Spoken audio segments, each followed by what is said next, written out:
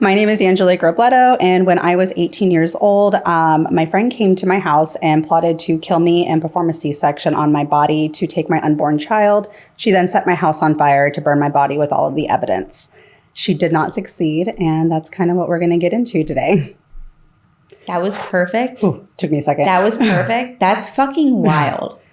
It is. It's a very unbelievable story, something that I don't think is talked about enough. Did you know that the number one cause to death in the U.S. for pregnant women is murder? I did not. It's murder. Not stating that all murders are based off of like fetal abduction, but we have like, that's just the number one cause of death to pregnant women in the U.S., which is mind blowing. Right. We're going to definitely with my story with a fetal abduction, it's uncommon, but it's becoming more common now. When it happened in 2011 to me, I honestly had never heard about this. And the reason I tell my story is to let other people know, first off, like what fetal abduction is, and to also let them know that not to trust everything. There's what saved my life, and what we'll go into is that I had this, what I call an intuition feeling. You can look at it from different ways. That people like to think of it as, you know, intuition, as God, as a spirit, their ancestors. I've gotten so many different, you know, people that tell me, no, it's this, no, it's that. You can believe, you know, however you want to believe it is. That is what saved my life, though. So either way, you got the feeling. Either way, you got the feeling. However you got it, though, that's what I feel like we have to teach the younger generation to know, to understand, and to learn what the difference is between anxiety and what this feeling is, because it could be the one thing that saves your life. Absolutely.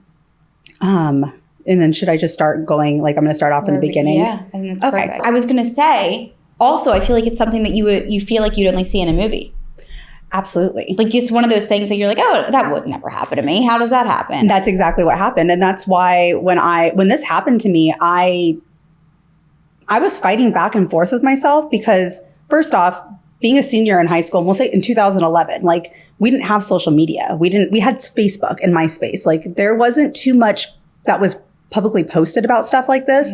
Yeah, we watched crime shows. I watched SVU. So I knew that things could happen, but we're not taught at an early age, like, hey, someone can come to your house and try to kill you and take your baby. Like you're not, it's just something that is uncommon and not talked about and not like literally unheard of. Yeah, unheard of. How do you even predict this is going to happen? Yeah. And that's what I feel like, like I said, it's happening more and more now. And it's happening with like people getting baby clothes. It happens with a best friend being jealous. It happens with mentally ill people. Like it's just a wide range. And so I think it's just one of those topics that is going to blow people's minds, but also open their minds into a different direction, especially when you're pregnant, because we're most vulnerable then. We're hormonal. We have, you know, we want to make friends because you lose your friends through pregnancy sometimes. As becoming a new mother, you lose your friends. So you want to attach to other people that have something in common with you, which in my aspect, it was, I lived in a small town in Maricopa, Arizona. And when that happened, I was the only pregnant woman, like pregnant girl in my class. I had a couple friends that had babies prior, but their kids were already 1 or 2. And so when I remember being pregnant and thinking, nobody can relate to me right now. Yeah. My best friends, they're seniors. They're having the time of their lives. They're out partying. They're out doing what seniors do. And I'm not. Yeah. I'm not. I'm left out. And it was a choice that I made, a choice that I would never take back on. But it was a choice that I made, you know, to do this. And that made it difficult. So that's what kind of opened my mind into wanting to maybe find somebody that was pregnant. Also, someone that was my age that can relate to what I was relating to. I do want to state, and you can use this if you want to, if I laugh throughout any part of this interview, it's not because I think something's funny. It's because I'm either A, nervous, or B, I just really, really do have, where I guess you could say like, it's not that my trauma is funny. It's that, like, that's how I cope. Yeah. It's a nervous normal. Laugh. Right. I'm the same way. Like, it's one of those things that whenever you talk about something that I think is uncomfortable, like, even though it's your story, I think it's not always comfortable to talk about the uncomfortable. So the way we cope with that is we laugh. Not everybody cries or gets upset. Exactly. What is it called? I know. Trauma humor. Yes. Trauma humor. Absolutely. Yeah, that's exactly what it is. And I think it's important for people to know that because I think it's easy to, when you're watching something, if you're hearing a story that's heavy, you might feel the heaviness. And then if somebody that's telling it you know, they might seem more lighthearted, but they might think that it takes away from the story, but it doesn't at all. Like, everybody deals and heals different. Oh, absolutely. And I think people need to know that, because it doesn't take away from anything. So I'll leave that in there. I think people need to know. I think so too, because I watched somebody the other day and they were doing a story and somebody was like, why are they laughing? And I'm like, that's just their trauma response. Yeah. That's their response right now of how they're feeling. And it doesn't mean that they actually think their trauma is funny. It's literally just how they're coping with that. And that's important to allow them to do that, because it's their story. And if they want to laugh about it, let them. Why is it hurting you? Exactly. It shouldn't make you feel uncomfortable. And it didn't happen to you. So exactly. It happened to them. Yeah, perfect. No, I think that's important. So when I was 18, I had become friends with this girl. Am I allowed to say like her first name? Yeah, it's whatever you're comfortable with. So when I was 18, I had become friends with this girl named Cassandra. I had a friend, her name was Hannah, and she had messaged me and was like, hey, like, I haven't seen you in a while. I met this girl, her name is Cassandra, and she's pregnant just like you are, and she's new to our town. Would you want to come hang out? Sure, why not? Like, this was the opportunity that I was looking for. This was somebody that could relate to me, unlike all my other friends. So I literally went in thinking this was going to be fantastic. Yeah. And it was. We just went out to, so I lived in Maricopa. Chandler's about 20 minutes away. We went to a Denny's that was like right off Chandler Boulevard. And it was me, Hannah, Cassandra, and I think it was one of our other friends. I just can't remember their name. Now, the Cassandra girl, she did not go to school with you guys. She just was newer to town. And correct. She had lived in Mesa prior. She was from Arizona, though. How did your friend meet her? Just because she moved to our town. Got it. Okay. So I ended up finding out later, which is really my friend, Hannah. A lot of people, when they hear my story, they always question, did she have something to do with this? Like, her introducing you, was she a part of this whole plan? Right. The answer to that is no. She absolutely had no idea. I will say that Hannah and I did not talk about what had happened after like she found out everything, because she had felt so much guilt. Mm-hmm. And I actually just found that out like maybe a couple weeks ago. Yeah. I always wondered why we never talked about it, but I've always just let it go.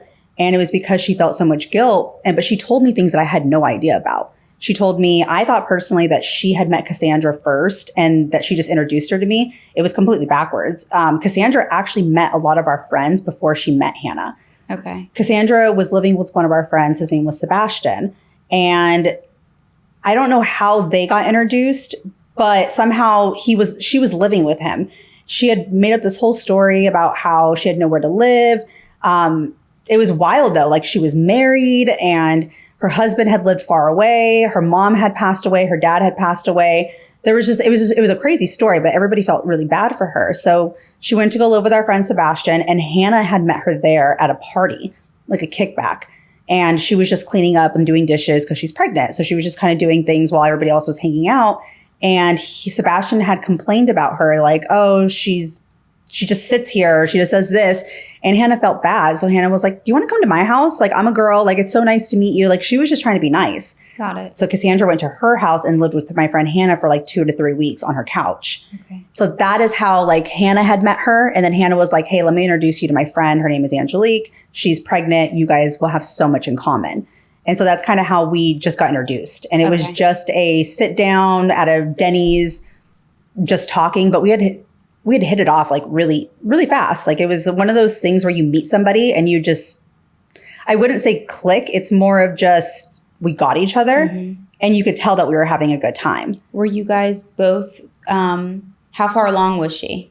So it was around, I remember it was around Christmas time. So it had to have been like the beginning of December. So I think I was due in March. So I think I was approximately about 6 months, maybe a little bit more. And she was approximately like 3 months. Got it. Okay. So she was really tiny still. She did do like this thing where she had her hand on her hips and she would like kind of push her stomach out. A lot of people always ask, like, didn't you tell she didn't show? I didn't start showing till I was like 5.5 months. Right. And everybody is so different. So different.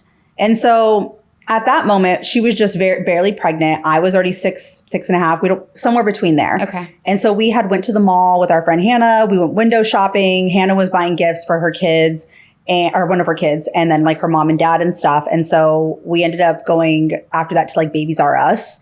And at Babies R Us, they like, you can do your registry. So like you had the little gun and you could just like walk around and start like, oh, I want this, I want that. So me and her had decided to just, might as well, let's just start a registry and let's just start, scanning things. It was fun. Like it was fun. I had a lot of fun with her. At that moment, we, went back to Maricopa and exchanged phone numbers, socials, which was just MySpace and Facebook. Facebook was fairly new though. And that was it.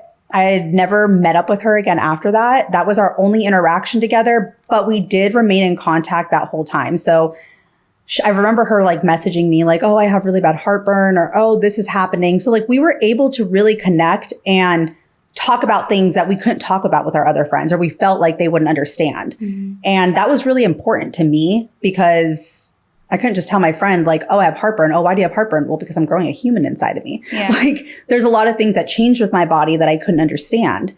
And so it was really nice just having her to do that with. Months had went by. So I believe this was either the end of November or the beginning of December when we met. It had now become February. Honestly, what's today's date? I would probably say like around this time, 14 years ago, almost exactly, I had invited her to my baby shower, and she told me she would make it. She wasn't able to make it. So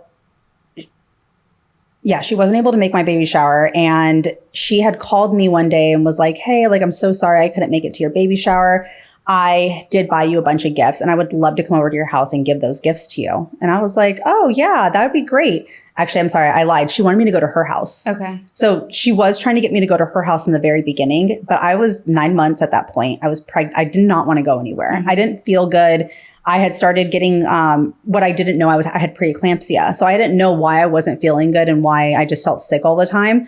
I just thought it was because of pregnancy, but that's the whole reason I didn't go to her house. So I had invited her over to my house, which I lived with my parents at the time because I barely turned 18 years old. I hadn't moved out at that time. And so I felt comfortable with inviting her over. So I think we just like picked a date for her to come over, which ended up being February 16th. She had showed up at my house early in the morning, probably like around like 9:30 a.m. My brother answered the door and she just walked in and we just hung out literally all day long. My mom was there. My two brothers were there. Everything seemed normal. We were just sitting on the couch at this point, like I think it was 16 and pregnant at that time, had just been like, I think like the original OGs, like they were the ones that we were watching and we were just talking. Like that's all I can really remember is just having like a good time with her. And then there was a moment where she started asking me and my mom questions about like births and like C-sections and things like that, which is normal conversation. Like that's normal conversation. Like if you had just become pregnant and you knew that I had a C-section, you'd be like, I'm scared. My doctor said that I possibly might have a C-section. Like, can you explain that process to me? Like, it's very normal. Mm-hmm. So my mom, she had asked my mom that. My mom had a C-section and she was like, can you explain to me like how the whole C-section thing worked? Mom was like, yeah, they will, cut right here. And she started like explaining the process. And immediately Cassandra was like, wait, where? And my mom was like, oh, right here. She's like, Cassandra literally stood up, pulled her shirt up and was like, can you show me? Like she wanted to know exactly where the scar would be. My mom was like, well, like my scar is right here. But like when they cut you, like it's lower. It's just that when you start to heal, it like, rises, your stomach is big type of thing. And she was like, oh, and then she was like, well, what happens if they start choking or they're not breathing? And I'm just kind of sitting back, just like, this is weird. Like, yeah. When I say weird, I just mean like, I never really thought about all of this. Like, this is crazy. Like now I'm getting scared that I might have to have a C-section one day. Right. And my mom starts telling her, well, they grab the moco sucker, which is like a little bulb, like, mm-hmm. That you squeeze. And she was like, oh, I've never seen one of those. And I was like, you've never seen one? She's like, no. And I was like, oh, I got one for my baby shower. And she's like, oh, can you find it and show it to me? And I was like, no, I'm not going to go back in my bags and go look for that. Cause my whole couch was like, I had like one of those L couches and I had such a big baby shower that like all my gifts were just, there were so many. And I was like, I was very blessed, but I was very much like, I'm not going to go through there and look for that. So she got up and started looking through my bags. And I was like, what are you doing? She's like, I just want to see what this thing is. And I was like, I'll Google it. I'll Google it and show you like what it is. Yeah. Like it really was. She would do random things. She wanted the tool. And it's like hindsight 2020 now, like that as I'm telling it, the reason I'm going into details is because you're going to start to realize all these little small details and be like, wow, these were signs. But hindsight 2020, you don't know that what's going on until later when you can start putting things together. And yes, you can put these as like red flags, but if I was looking for a bulb, I would not think that some girl's going to try to kill me. So like, but these are things that are really important to understand and to know behavior wise of like how badly she was trying to put this plan together that she had put in her head already, but she wanted to execute it. She wanted it to be perfection. And so this was the way that she could make it like that. And it's just crazy because I feel like at that moment that my mom and I were just feeding her information, not knowing that we were just giving her information and tools that she had no idea about. Yeah. Which is crazy. Step by step, basically. Step by step, especially with my mom going like, well, they cut here, they do this, they do that. Like I'm sure Cassandra, hopefully she had done a lot of research before she came to my house. And, you know, like hopefully she understood what she was coming to my house to do. Because what were you going to do? Just cut me open and just take my baby and be like, okay, bye. Like you could cut his finger off. You can cut his toes off. You can kill him. Like there were so many different aspects to this plan that I honestly still wonder like how somebody can go into this, especially as a teenager, thinking that you can do this. Right. It's just successfully. It's mind blowing. So we had done the whole thing. So the whole C-section thing, obviously, like with us talking about it, that was something that I always want people to understand, like, and to see. There was a moment where I had felt like she was mimicking my life. And the only way I can put it was like, we were sitting down. My mom, we had carne asada and chicken left over from like the baby shower. And so my mom ended up, you know, making some of it, made us some rice and beans, and we had sat down at the kitchen table and all three of us were talking. It sounds weird, but like we very much, it was all within one day and we were kind of just jumping around from different places, like my bedroom, the couch, the kitchen, and just kind of. So she just spent the day with you that day? She literally spent the day with me. And at this point, it was probably about lunchtime. It was like 11 o'clock, maybe 12. And she was sitting down and all three of us were sitting there just talking. And we started talking about things. She wanted to know more about like my life and just like was asking my mom like, oh, what kind of kid was Angelique? And I'm like, oh gosh, let's not talk about this. I was a really bad kid. I was horrible. Like I was growing up. I lived in California. I had moved from California to Arizona my 7th grade year, which is like a prime year. Like you moved me in my middle school year to some place I have no idea and you have to make new friends.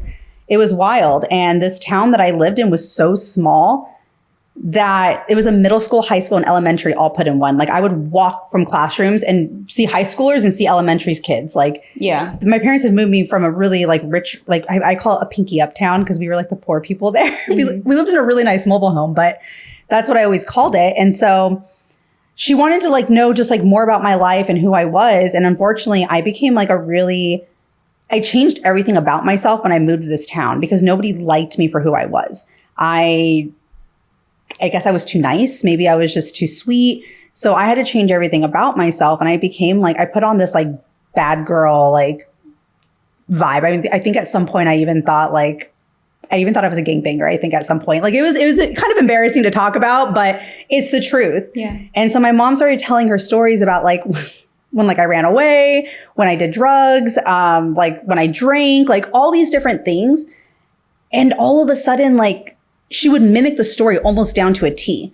Like my mom was like, oh yeah, Angelique, you know, ran away one time and she jumped out her grandmother's window and hopped the wall and ran away. And she was like, oh my God, I did the exact same thing. And my mom was like, oh, and she was like, yeah, like I jumped out of my grandma's window and I did that, like exact same story. And I remember sitting there going like, do we really have this much in common? Like to the point like where we've done everything that like you're me basically, or is she just like mimicking me? Yeah. And I guess the only way that you can understand that is put yourself as being an 18-year-old girl, again, a teenager, put yourself as being a teenager and hearing somebody mimic stuff about you, you kind of get annoyed by it. You're like, what's going on? Like, it's kind of weird. Yeah. And people always ask me like, oh, you had these weird feelings about her. It wasn't that I had weird feelings about her. It's just that I kind of got annoyed by her and I felt like she was looking for attention all the time. And so there was a moment after that conversations of just like her saying that everything that I've done that she did too. I had pulled my mom aside and I was like, what do you think about her? And my mom was like, well, what do you mean? And I was like, what do you think about her? Like, do you think she's weird? My mom was like, no. And I was like, I think she's weird. My mom was like, you're being judgmental. Like, She had told us about her mom. Her mom had died from breast cancer. Her dad had passed away. She was living with her sister. Like, she got married to this guy named Edwin, like, who doesn't treat her right. My mom was like, honestly, she just seems like a broken girl who just needs a friend. Like, I think that she's just trying to relate to you. And I think she's just really, really trying to get you to like her. Mm-hmm. Then that made me feel like crap. And I was like, man, Mom, good job. You just made me, you did what a mom's supposed to do. And you reassured me that everything's okay. Whatever I'm feeling is just, me overreacting.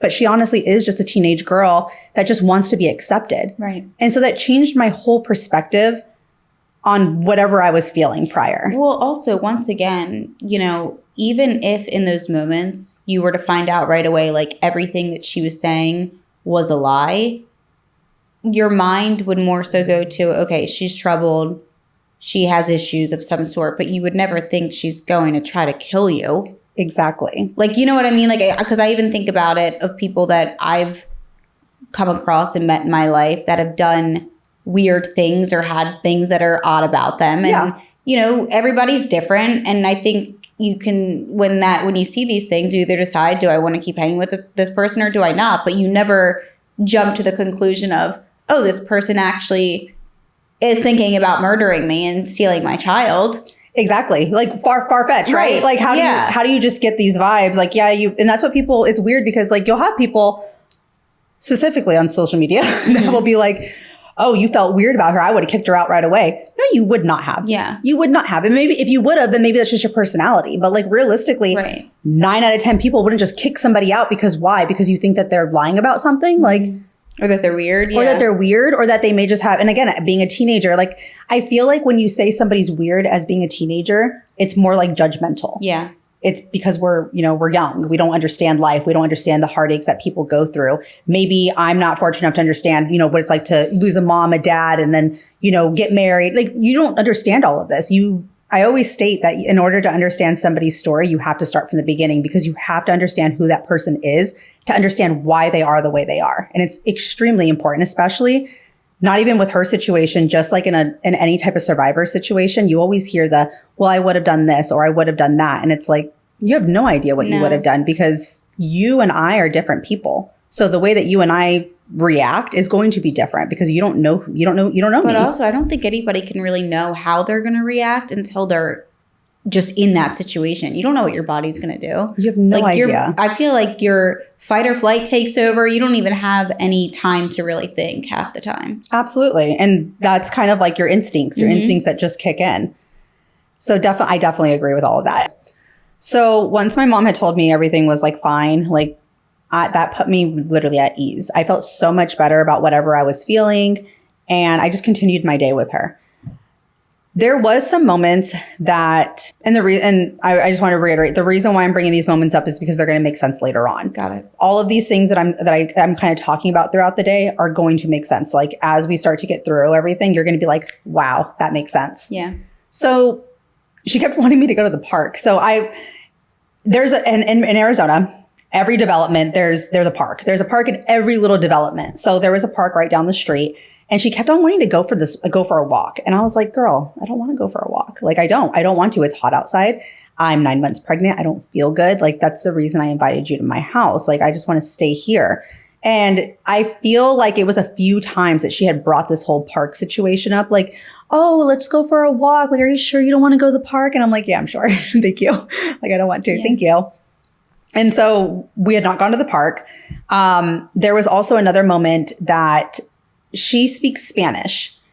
I actually am full. I won't say full. My majority is Hispanic though. My mom, my dad, my grandparents all speak Spanish. My she wasn't very fluent, but she understands Spanish. So Cassandra would constantly go on the phone and she'd be talking to somebody in Spanish. And then my mom, like, she made a joke and my mom laughed and she goes, "You understand Spanish?" And she was like, "Yeah, like, I understand it. I can't speak it fluently, but yes, I do understand." And that threw her off. Like, she kind of was like, oh. And then she went into another room. So now every single time she answered this phone call, she would go into a different room because she didn't want my mom to hear. That is something important to remember for later on. But what I do want to say about that is that the way I've had people tell me like, oh, that's weird. Like, you should have done that. do you like people to listen to your conversations? Yeah. Like if I have an important conversation, I'm going to leave the room and I'm going to go talk. If my husband's calling me as like, hey, something's wrong with the kids, I'm going to leave and go talk to somebody else. So it was weird, but it wasn't at the same time. Once she realized like, oh, she understands, now she felt like her privacy was taken away. It's kind of how I look at it at that moment. I was like, oh, she's just wanting to have a private conversation. So that was something that she would go do after she realized that my mom does understand Spanish. And then the whole rest of the day, I feel like we just sat on my couch. I do feel like that's all we did. I got to a point where I wanted her to go home, and it was because I was kind of like mentally exhausted by her. I was exhausted also just from being pregnant. I wanted to take a nap. There was a lot of things that were kind of coming into play. You didn't want to entertain anymore. I didn't want to entertain anymore. And I was 9 months pregnant. Like at that point, I just wanted to lay down and just sleep. Yeah. So there was a moment where I was like, trying not to be rude. So I was like stretching like, oh, like I'm so tired, yawning and like getting my blanket and my pillow on the couch, like, trying to get a little snug. Yeah. And she was like, I'm so sorry. Like I didn't bring my key and my sister isn't going to be home until like this time. So once I realized, man, she's stuck here. Like she's stuck here. I'm stuck with her. So now I might as well just keep hosting. So I then, get up and I feel like we just watch TV the whole day. I feel like I literally think that we just watched 16 and Pregnant the whole time. Maybe it was Teen Mom. I don't remember, but that's what we were watching. I remember us just talking about certain things. And then all of a sudden at that point, it's getting to like midday, like almost evening. And it's time for my brothers to go to football practice. So my mom comes into the room and she's like, hey, like I'm going to be going to football practice. It's at the park. It's probably about 10 minutes away. And she had offered like, do you guys want to get out and go for a walk like at the park? I'll take you. I'll even bring you guys because it's a 2-hour practice. She's like, I'll even bring you guys back early. Like if you start to get tired. And I was like, you know what? I could do that. Like I laid down, I rested, like I did everything. I was like, that actually sounds nice. Like, Cassandra, do you want to go do that? And she was like, oh no. I was like, what do you mean no? Like you wanted to go for a walk at the park like this whole time. Like you asked me a few different times. She's like, I don't feel good. I'm starting not to feel good now. And would it be okay if we stayed at the house? And I was like, you know what? I understand. I declined you earlier. Like I'm thinking this in my head. I declined her earlier. So absolutely. Let's go ahead and just stay at the house. I told my mom, hey mom, it's fine. We're just going to chill. I think we're going to do our nails. I ended up pulling out like all my nail polish, nail clippers, everything to kind of do our nails. And I said, we're just going to stay here and do that. And she was like, okay, that's fine. So this was the moment that left me and Cassandra by ourselves at the house. And at this point, it was probably about 5:30, almost 6. The sun was just starting to set. And right when my mom left, it was like everything changed. Like her whole demeanor, her body language, everything about her had it was like a light switch went off. And she was still herself. So like, I didn't start catching on until later, like until like things started happening. But that's like the only way I can put it was like, she just like was like, oh, she's gone. Like now I can like do this. So all of a sudden she came to my house originally because she couldn't make it to my baby shower. And this was the first time you and her hung out, just you two in person? Just us in person. Okay. Just me and her. This is now the first time we did talk from whatever, like beginning of December to that time. Right.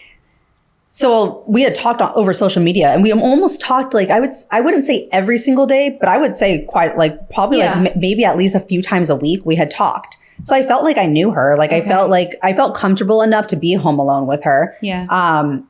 Even so though, like something I want to mention also is it's easy to comment, because obviously with you saying that you posted on social media and people ask a lot of questions or say what they would have done differently. It's easy, even for you, I'm sure now that you're older, to look back and say, yeah, I actually would have picked up on that or should have picked up on that or whatever else. But at 18 years old, you're still a kid yourself. Like you don't pick up on things like that. I don't think our brain is equipped to pick up on red flags like that. I just don't think it is. I personally don't either. And I think that's extremely important because people will tell me, oh, you were naive. And I'm like, I was 18. It was funny because me and my husband were having this conversation this morning. I was like, people will literally be like, you're naive. And I'll be like, is that supposed to be an insult? Yeah. Like, are you trying to insult me? Because it doesn't feel like an insult. It feels like something naturally, like it's natural. It's normal. Nobody can sit here and say that they have never been naive at least once in their life. That is how we learn. We learn from situations and we that's how you do it. Like if you when you're a baby and you learn certain things, like that's just how it is. That's how we're supposed to evolve. That's how we're supposed to, adapt to life. There could also be two 30-year-olds and one has a lot of trauma and experience and one has had this like, sheltered, protected life. That 30-year-old that has had nothing happen to them probably is going to be more naive. They're going to think that nothing bad could happen or will happen. Whereas the other person that's experienced trauma is going to sit there and be like, you have to have your guard up. You have to be careful. I absolutely agree with all of that. It's hindsight, like I said, hindsight 2020. Also, like when you stated right now, like somebody might have like go through trauma. Everybody's like, oh my gosh, you were so sheltered. Is that bad? Is that bad that I was sheltered from bad things? Like I didn't have to go through experiences like that. I'm not saying I'm privileged, but like I'm happy that like I got to, live life the way that I lived in order to, who wants to go through something like that? Nobody. And nobody wants to live a life feeling like you have to look at everybody like they're bad. Exactly. And that's honestly, and we'll get into that when it comes to the healing part, but absolutely. Like I deal with that every day. It's a struggle. When you go through a trauma, especially something with like someone trying to kill you or you having like an almost like something happening where you're almost going to die, you then look at everything like, should I do that or am I going to die? Like this has halted my life for years. Like I wouldn't ride quads. I wouldn't go into the lake. I'm scared I'm going to drown. I'm afraid my kids are going to get hit by a bus. I'm afraid of everything in this world.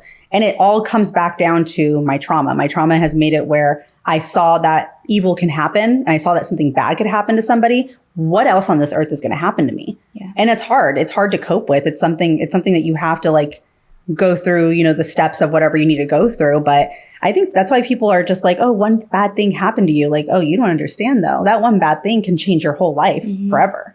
And it makes you have a different outlook on life altogether too. Yeah. Okay.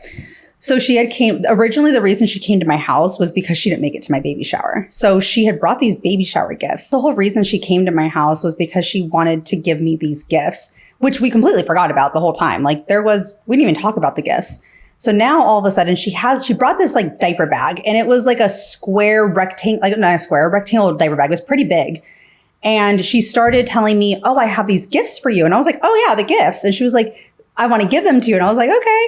And she was like, okay. She grabs a chair, puts it in the middle of the kitchen.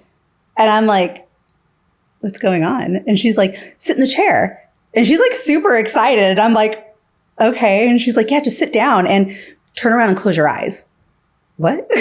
Yeah. Turn around and close my eyes. I'm like, okay. So I'm sitting in the chair and all I can keep thinking about is what kind of gift giving is this?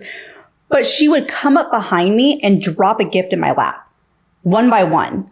So she would come up behind, I'd sit in the chair. She would come up and just drop a gift in my lap and I would grab it and none of them were wrapped either. But it would be like, I'd grab it and it would be like a onesie, like a newborn onesie, a receiving blanket. And I would she would go one by one, just back and forth and drop it. They were gifts. I mean, she was handing me things very strangely, but like, I was, thank you. I just kept saying thank you. Like, and it was one of everything, like booties, mittens, receiving blanket, regular blanket, like an outfit, a beanie. It was literally one of everything, just one of everything after you have a baby, like you just want to take your baby home with. And I remember taking them and smelling them because they had this like scent to it. And it smelled like a man had like rubbed it all over himself. Like it smelled like cologne. Like somebody had just sprayed a bunch of cologne on it or just went like this and rubbed it. I don't know, but I do remember smelling it and thinking these are used. But my mom had taught me to always be respectful, no matter what kind of, even if you don't like the gift, whatever it is, you are to say thank you and just, be happy about it. Yeah, act like you like it. Act like you like it. Even if you don't like it or you're going to do whatever you want with it, that is completely fine. Put it aside. So I was just, thank you so much. Oh my gosh, I love this. This is so cute. And she was like, you really do? And I was like, yeah, I really like it. And she was like, I have one last gift. I have another gift for you. And I was like, oh, okay. And she was like, she pulls out this like baby wearing, like one of those baby wearing things. I called it a baby carrier and people were so confused. They were like, she pulled a baby carrier? I'm like, well, it was like a wearing. Where you put the baby in it. Okay, yes. Yeah. And there weren't a lot like a of front backpack type of deal. Yes. Okay. And there weren't a lot. 2011, we didn't have all of these like brands that are out now. Like they're so cool. I wish I had them when I was younger, but like they were just generic, just a generic, black baby carrying thing. And so she had given me one and I did not get one for my baby shower. I was actually really excited about it. I was actually super excited, but I know how much these things cost, and 18 years old. I worked at Jack in the Box. Like I made, $7 an hour. Like I definitely, didn't come from money. So I'm thinking like, I don't know you that well. And you just bought me this. Like it made me feel uncomfortable because I don't know her like that. And not even my best friends would get, I just didn't think that was, it made me feel weird. I felt weird. And I remember telling her, I can't accept this. I know how much this thing costs. You already got me all these gifts. And she was like, no. I just feel something different with you, Angelique. Like, you're so nice. You accepted me.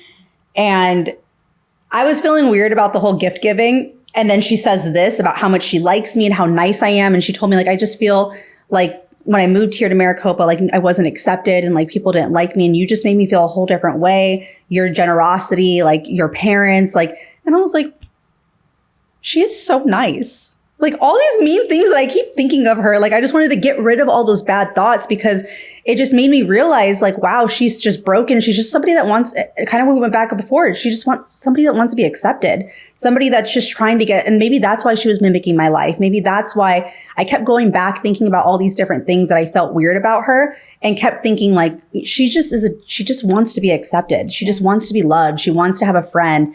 And so I was like, she's so nice. Like, that's all I kept thinking. Like, she's so sweet. And I'm a nice person. That's just realistically, I'm a nice, genuine person.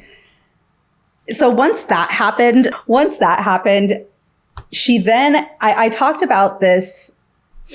Do you remember, like, I think they were like pillow pets or like, it was like, and it shined, like your pillow pet, and like it had like a light that shined on like on the ceiling. Mm-hmm. I wanted one so badly. They were always on TV. They were always like on TV that you could buy one. Yeah. And I wanted one. They're not even that expensive, but I wanted one so badly. And I did mention that at some point throughout the day, I had mentioned how I did not get one and how upset I was about it.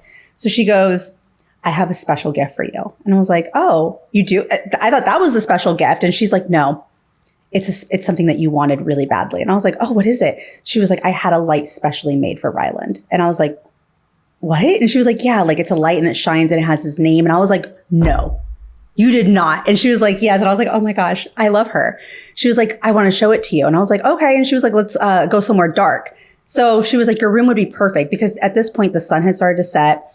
It was pretty dark in my house. So we went into my bedroom. She did the same thing. She was like, turn around and close your eyes. And I was like, oh, here we go again. Make me turn around and close my eyes. Yeah. Make me feel uncomfortable. Everything's a surprise, it seems. Everything is a surprise. And so I'm just like, okay. So I'm standing there. I don't have my eyes closed because it's already dark in the room, but I'm standing with my back turned to her and she closes the door and it's pitch dark in my room.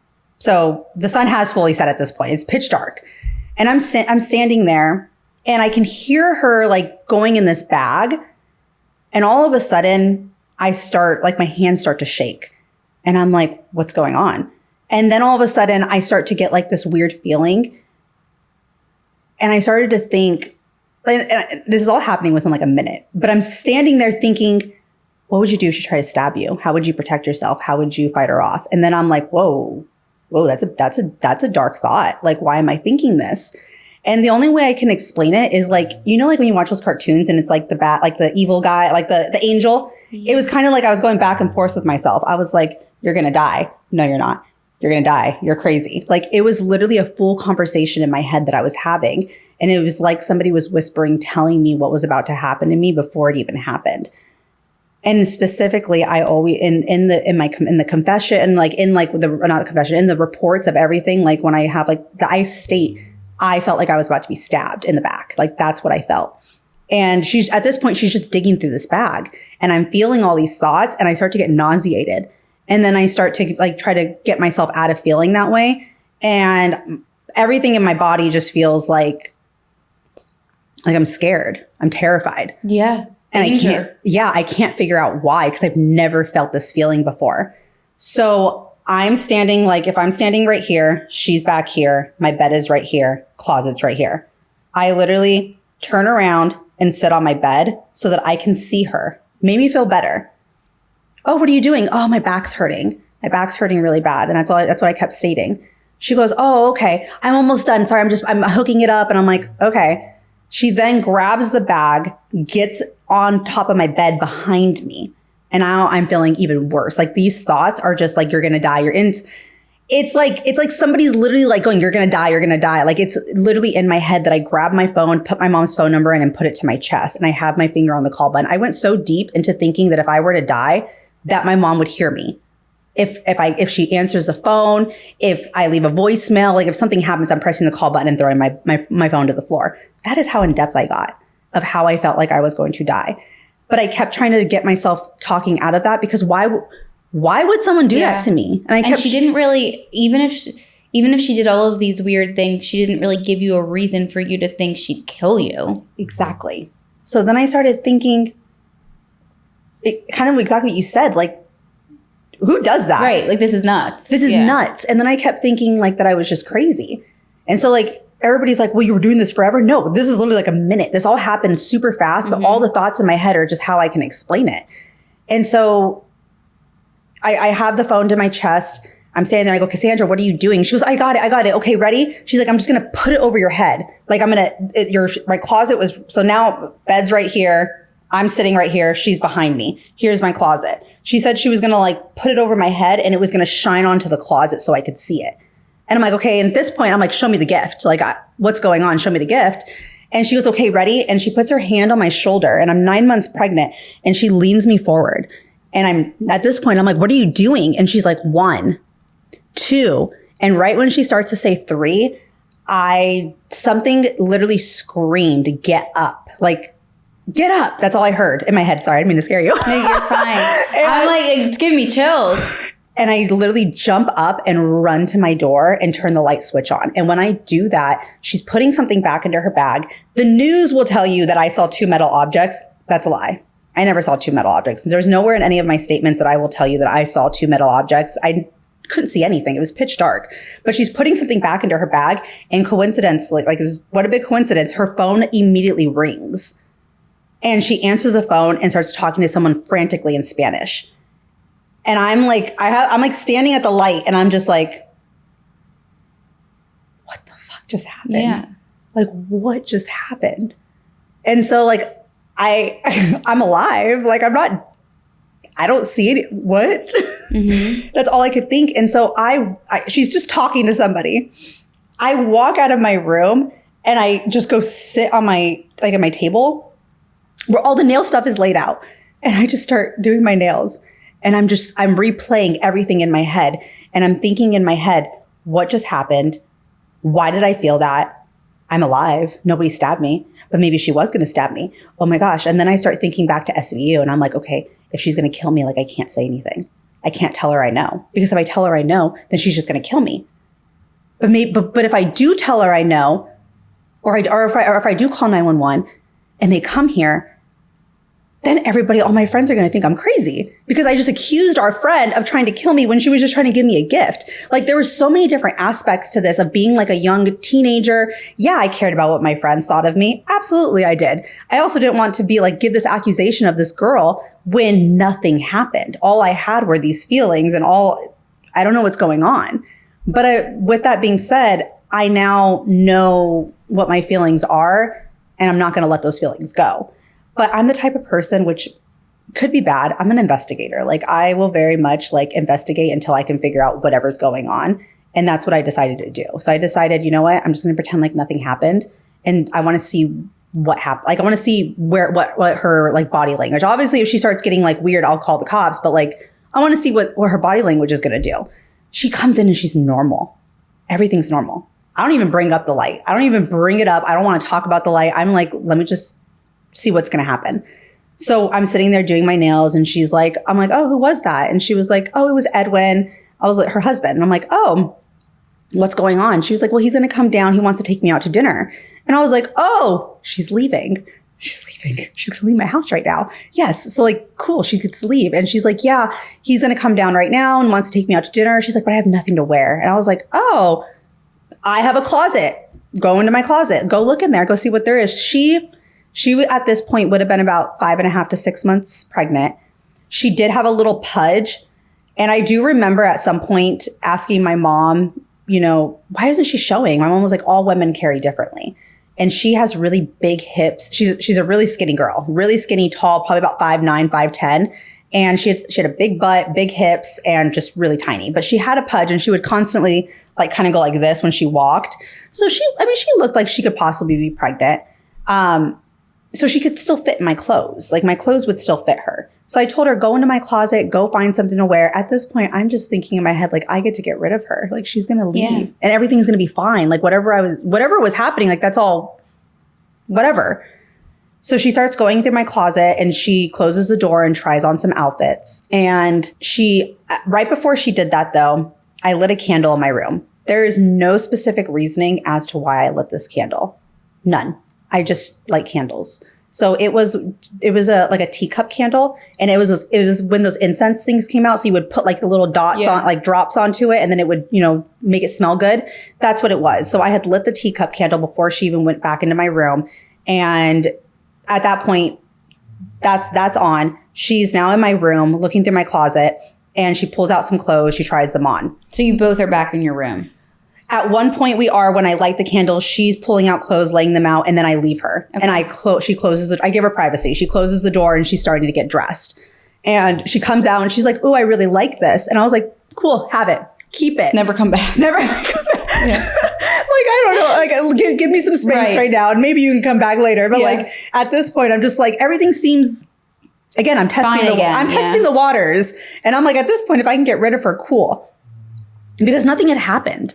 All I had were these feelings and nothing had happened. She was being weird, but like nothing. So she closes the door, she tries them on, comes out. I tell her it looks cute. Have it. Go ahead and keep it. And I walk into my room and it smells like smoke. And I'm like, what's that smell? And she's like, oh, I don't know. And I look at the candle and the candle's out. And I'm like, well, why is the candle out?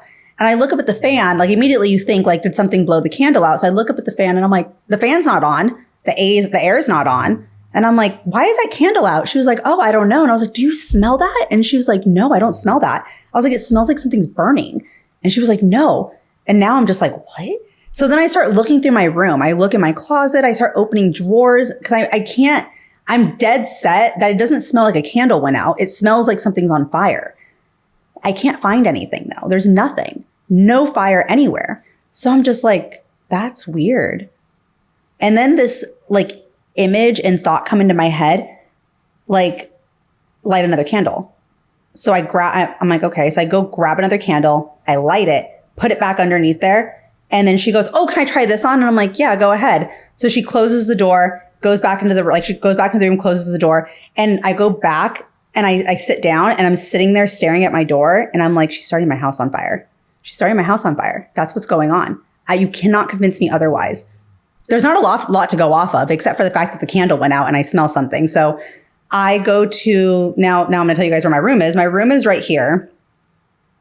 My garage is right, like the garage door is right here. Right here would be my pantry, and this is the kitchen. So I'm in the kitchen. I walk to the pantry so that I can see diagonal to my room, and I can see her pacing. I could see her shadow. She's pacing back and forth, back and forth, back and forth. Whatever's going on to that room, she's feeling uncomfortable about. So I pretend like I'm going through bags of chips and making noise. Cassandra, do you want some food? Are you hungry? No, I'm fine. Are you sure? And I'm just staring at the door, like just messing with bags. And I know something's going on. And I'm like, Angelique, she's starting your house on fire. She's starting your house on fire. So then instantly she opens the door. I ram myself back in there. And at this point, I'm a little aggressive. And I look at the candle and I go, why is the candle out again? And she's like, I don't know. I don't know what you're talking about, but it does smell a little weird. And I'm like, it smells like something's on fire. And so then I'm like panicking at this point and I start looking through everything. I do the exact same thing. I even run to my brother's room next door just to double check the smell isn't coming from there. So I know for sure it's coming from my room. So I do the exact same thing. I look under my bed. I look in my drawers. I look everywhere. The last place I look is my closet and everything is in flames at this point. When I opened the closet, not even like 5 minutes prior, I didn't see anything. So within that moment in 5 minutes, my whole closet is in flames. So like all my clothes are on fire. And I immediately start panicking. And I don't even think about the fact that she started this. All I'm thinking about is my house is going to burn down if I don't put this fire out. So I frantically am like running to the kitchen, grabbing big pots, filling the pots up. I throw a pot at Cassandra and I'm like, fill this up with water. Like, help me. And so I'm running back and forth with pots and pans and I'm throwing it on the fire. And then I grab my phone. It's a flip phone. That's what we had, flip phone. So I grab the phone, pick it up, and I just panic and I just dial the last person that called me, which was my best friend, Skylar. So he was the last person that called me and I'm just like, click, click, click, click, click. And he's on the phone and I'm like, call 911. My house is on fire. Help, help, help. Like he lives only like 3 minutes down the road. So he immediately calls 911. Was she helping you? I don't know. You don't remember? I don't remember. I don't remember her actually like doing anything. I was just frantically like running back and forth. But I did throw something at her to help. So I don't know if she actually was, but I know that I did that.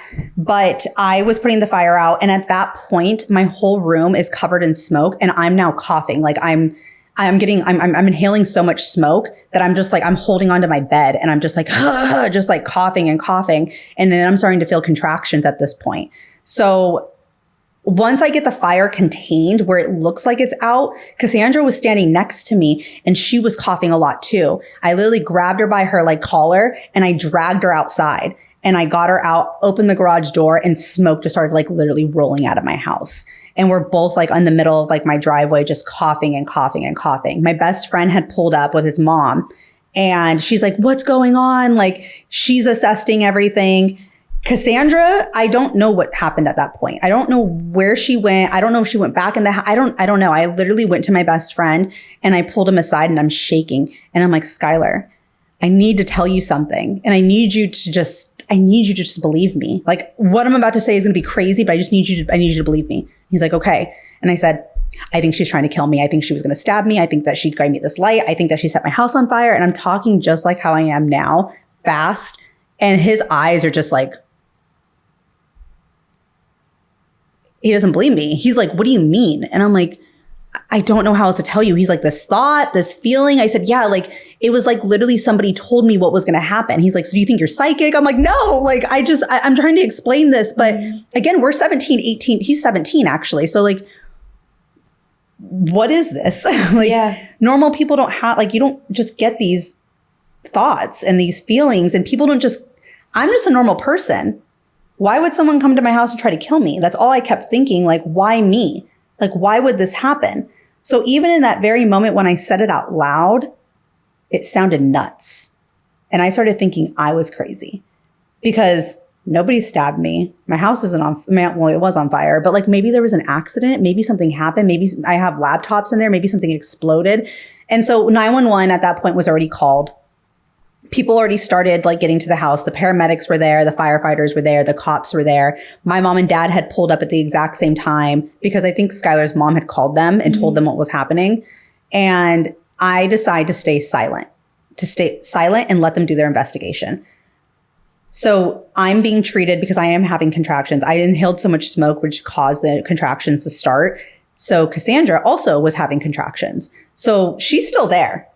Which makes me think that I'm even crazier. Like if you were trying to hurt me, wouldn't you run away? Wouldn't you leave? Like if you think you're innocent, then you would stay. So I'm literally fighting back and forth with myself, wondering, am I nuts? Yeah, am I losing my mind? Am I losing my goddamn mind at this point? Because that's what I feel like. I feel like I've lost my train of thought, my mind, any type of like conclusion, just everything. It just feels like a bad dream. And so I'm letting them do their investigation. I'm not even saying anything. I told Skylar, also, very important, told Skylar to pinky promise me. Pull the pinkies out, everything. You don't tell a soul until I say that you can. He understood. So I'm sitting there. I'm being treated. She's sitting kind of like next to me. My mom was like sitting next to me. And I was like, Cassandra was like crying. I'm not even crying, but she was like crying how much pain she's in. And my mom was like, Angelique, are you okay? And is it okay? I'm going to go sit next to Cassandra. She was worried about her. She doesn't have anybody, she's by herself. My mom and dad are here. My best friend's here. I have people around me. So my mom was like, is it okay? I'm like, yeah, just go over there to her. Like, obviously she needs you. Like she needs somebody. She's crying. So my mom goes over there and my mom starts to like, console her. Like, it's okay, honey. It's okay. Everything's going to be fine. So my mom was like, oh, honey, it's okay. Like, rubbing her back. And then the cops started to ask her questions like about her, like, what's your name? Where are you from? How many weeks are you? And everything. My mom started to catch on to things. Everything that she was telling us was not what she was telling the paramedics. Her full name was different. Her address was different. How many weeks she was different. Everything was different. My mom was like, that's strange. My mom started to think strange things too, because she was like, that doesn't add up. Like, but maybe she's just mistaken, My mom's obviously not thinking anything except for that. So then at that point, we had been sitting there for about oxygen, probably about 30 minutes while everybody's in the back. I hear the police, the fire department come out and they're like, oh, we found these batteries. And I hear them say like, maybe it blew, like something about blowing up. And in my head, I'm like, oh my God, she didn't start my house on fire. Like it was an accident. Like they're starting to investigate. They're coming out stating like, there's this, there's that. Like maybe she didn't do anything. So I'm sitting there and I'm kind of just like obviously talking to myself about all of this. And then I get cleared. She's still sitting there in pain. And all of a sudden I see my mom, my best friend's mom talking to my parents. And they're doing this little like powwow where they're like, and then they all look at me. And then I look at my best friend and I go, you told your mom, didn't you? And he's like, Angelique, I had to. Like, if this is real and she really was trying to kill you, like, I can't keep that to myself. And I'm like, you literally pinky promised me, like you broke the trust. So I think I was more mad about that. Like you literally broke everything that I told you not to break. But then I said, thank you, because I felt relief, because I couldn't tell my parents because I felt like they were just going to look at me like I was like how my best friend looked at me. If he didn't believe me, how are they going to believe me? They're adults. Like they're just going to think I'm crazy, or maybe I'm looking for attention. I don't know. I just started thinking all these weird thoughts. So she's still sitting there with the paramedics getting checked out. We all go inside my house. My mom and dad are like, what happened? Like we're all sitting at the table. What happened? With her? Not with her. Okay. She's actually outside with the paramedics because she is dead set on I'm in labor. I'm having contractions. Mm-hmm. Oh yeah, I forgot to mention. Also, while she's sitting there, she's like laughing and giggling, like within crying. And then she's like talking to somebody and she's like, me and my friend Angelique are going to have our babies together. Angelique, what hospital are you going to? I want to make sure I go to the same hospital. And I'm like, don't let her come. Please. Like, please. I'm telling the paramedics, please don't let us go together. Like, I don't want to be next to her. Yeah. And so like that was, she was definitely like on and off, hot, cold. So we all end up going inside my house and the cops are there with us. And my mom and dad are like, Angelique, what is going on? Like, why did Skylar's mom tell us that you thought you were going to die? Like, what actually happened? And so I start word vomiting. Mom, she put me in the middle of the kitchen, told me to turn around and close my eyes. She kept giving me these gifts. It was weird. Then she told me, to go into my room. She told me to close my eyes. She got behind me, put her hand on my shoulder.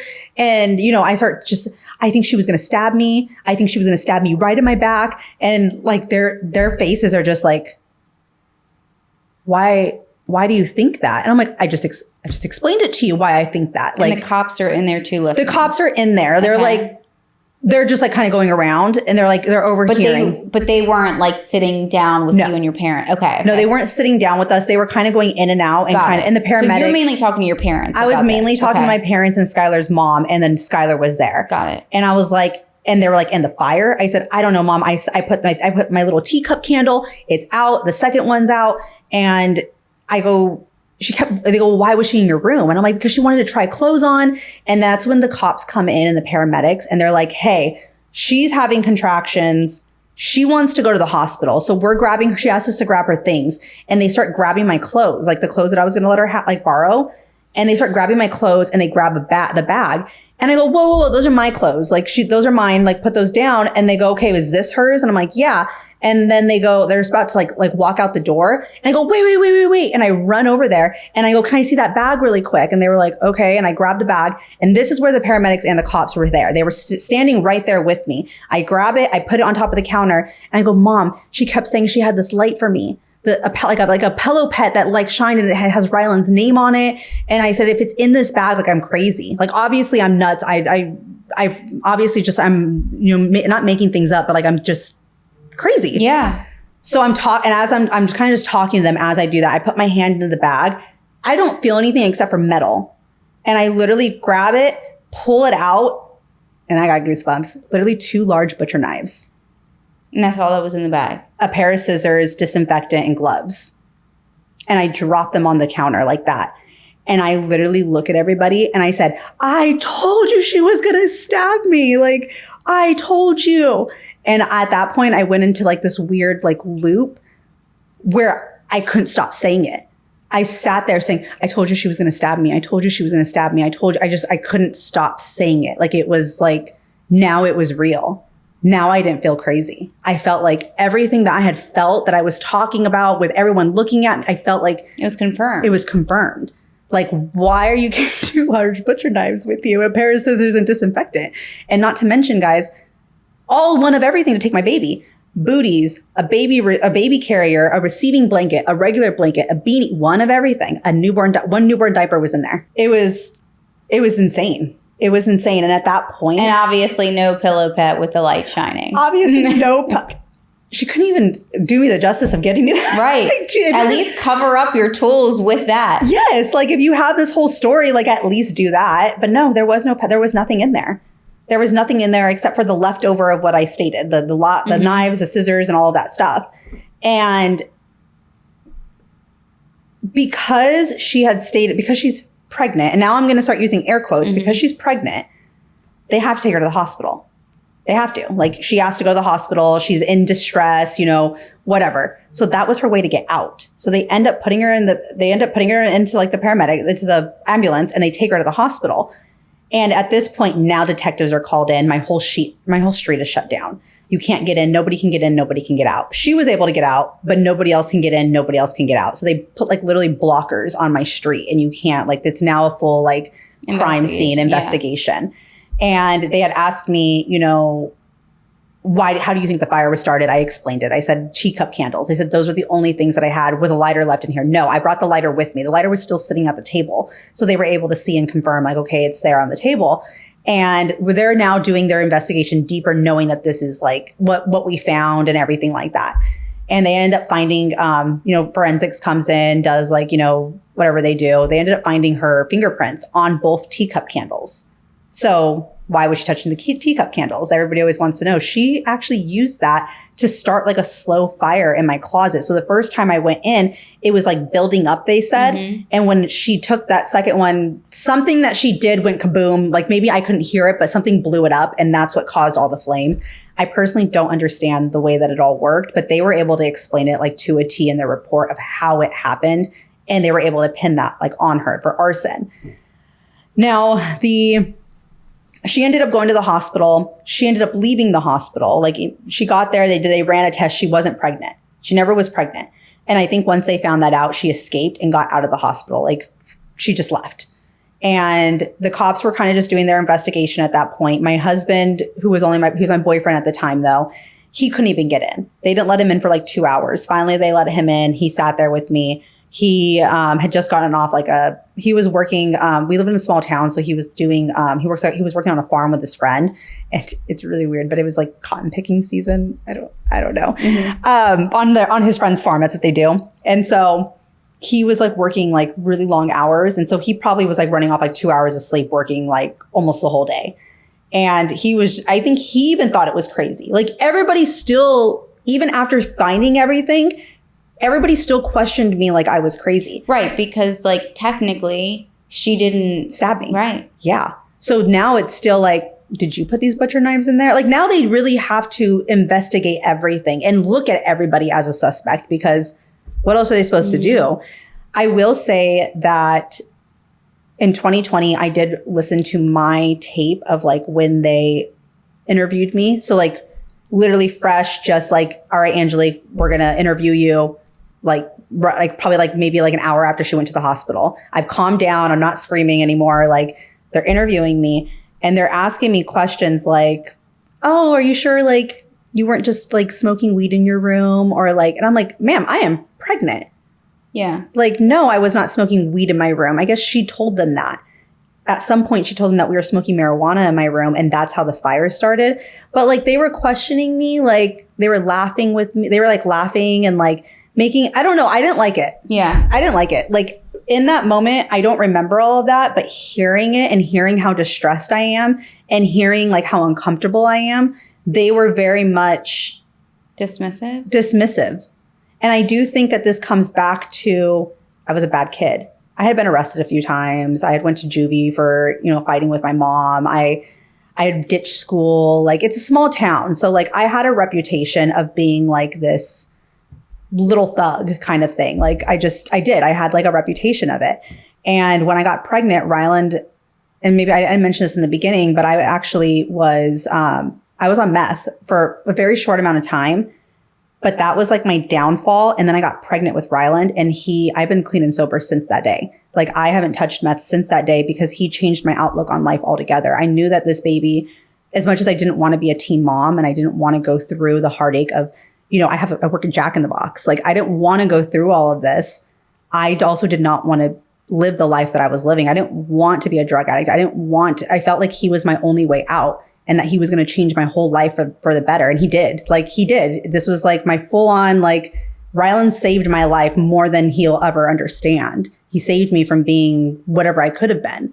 And so I think that they looked at me like, oh, just this happened. Or, like they were very nonchalant, very dismissive. I didn't feel good about it. And also we lived in a small town and like nothing like this ever happened. So it was kind of crazy.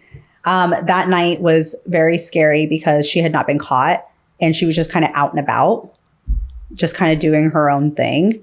And at that moment, I told you guys, I'm my own investigator. I literally took things into my own hands. I found information about her. I felt like the cops were not doing things fast enough. So within like hours of just me researching and finding people, I ended up finding out that I knew her cousin from middle school. We dated the same guy. Granted, she lived in a different town at this time. She lived like an hour away from me, but I was able to find like little connections of things that happened. I found an article from when she ran away when she was like 15, where they stated that she was schizophrenic, manic depressant, bipolar, and that she had multi-personality syndrome.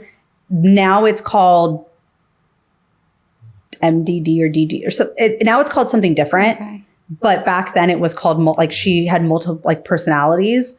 And at that point I like handed everything over to the cops. Like, hey, this is where she used to live. This is who her family is. This is a news article on her. Like, why haven't you guys found all of this? Like, why am I doing your job? Like, are you not understanding that like I'm scared? Like I'm terrified. I'm literally terrified for my life right now. And you guys are just pretending like this didn't happen. Like nothing, like it's fine. Yeah.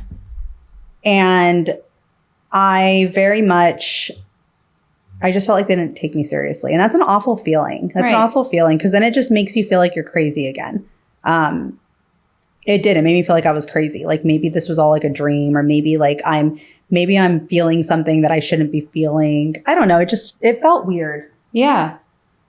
So then they asked me if I would be willing to come in and call her and pretend like I have no idea what's going on, because she has no idea. She doesn't know what's going on. Mm-hmm. All she knows is that she was able to get out of my house and go to the hospital. And she doesn't know at this point that she wasn't actually pregnant? She has no idea. Okay. She has no idea that I looked through the bag. She has no idea. She has no idea of anything. Got it. Do you have any questions between anything that I've said? You're doing so well. Like you hit everything, and like I'm very like so invested. I feel like I'm like this. Like the whole time. I always have to think about it too, like while, because like sometimes when I'll watch it back, I'm like, I get so into it at times that my face it's almost like I like melt, and I'm like, all right, I have to keep myself composed over here. Like I'm like there's eyes on me too. Okay. Oh, good.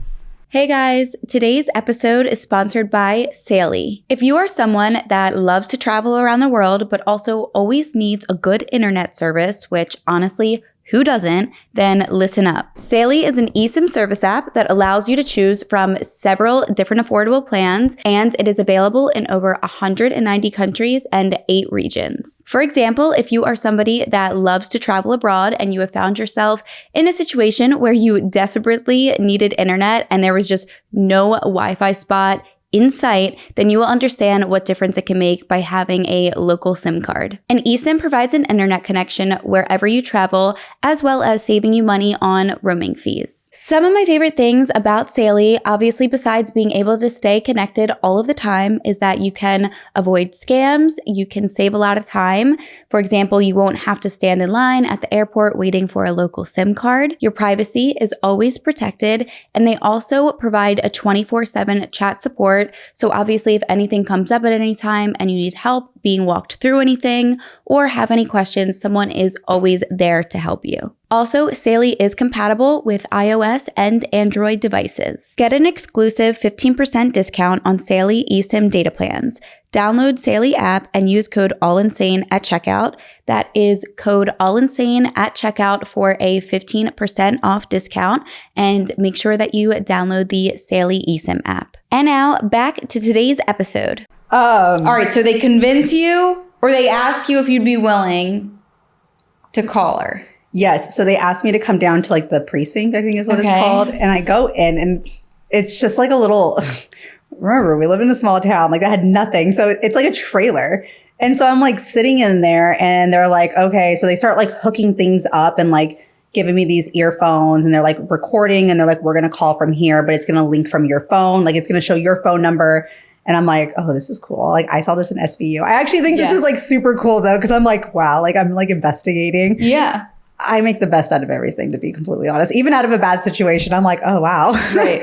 So we're sitting there and they actually give me questions.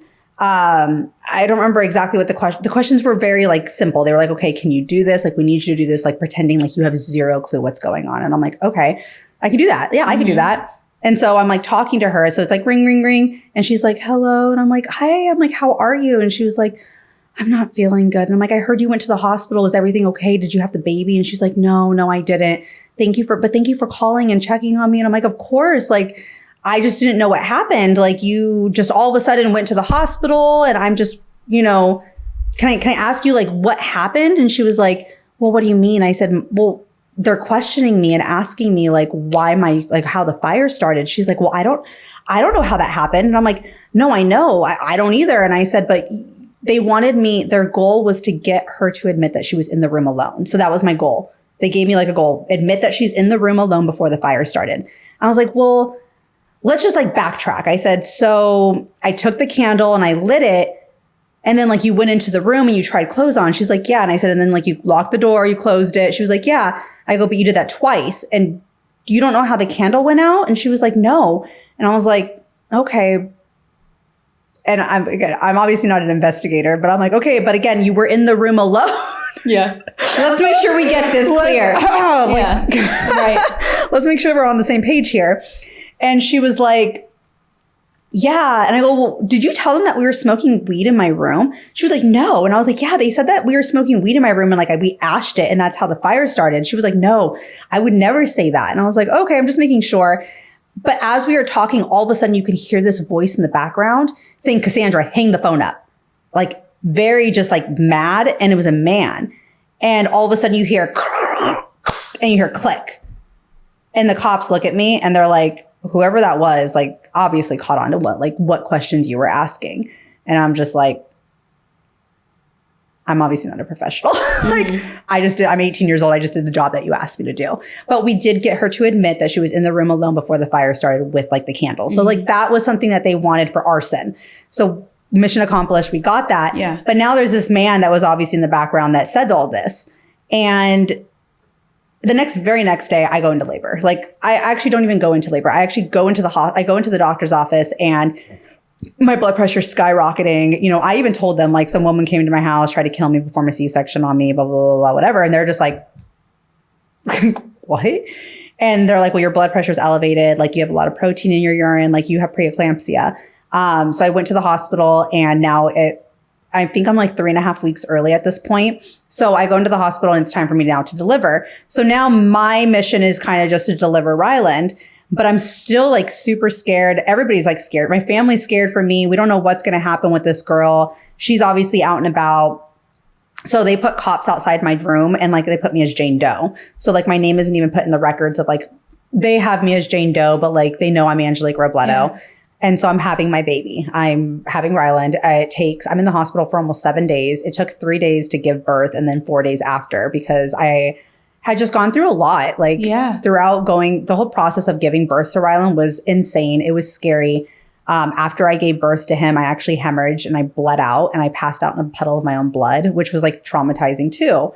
I literally was in the bathroom and I passed out and like my mom had to pull the cord so that like the lights go shining, but I literally was passed out in a puddle of my own blood in the bathroom.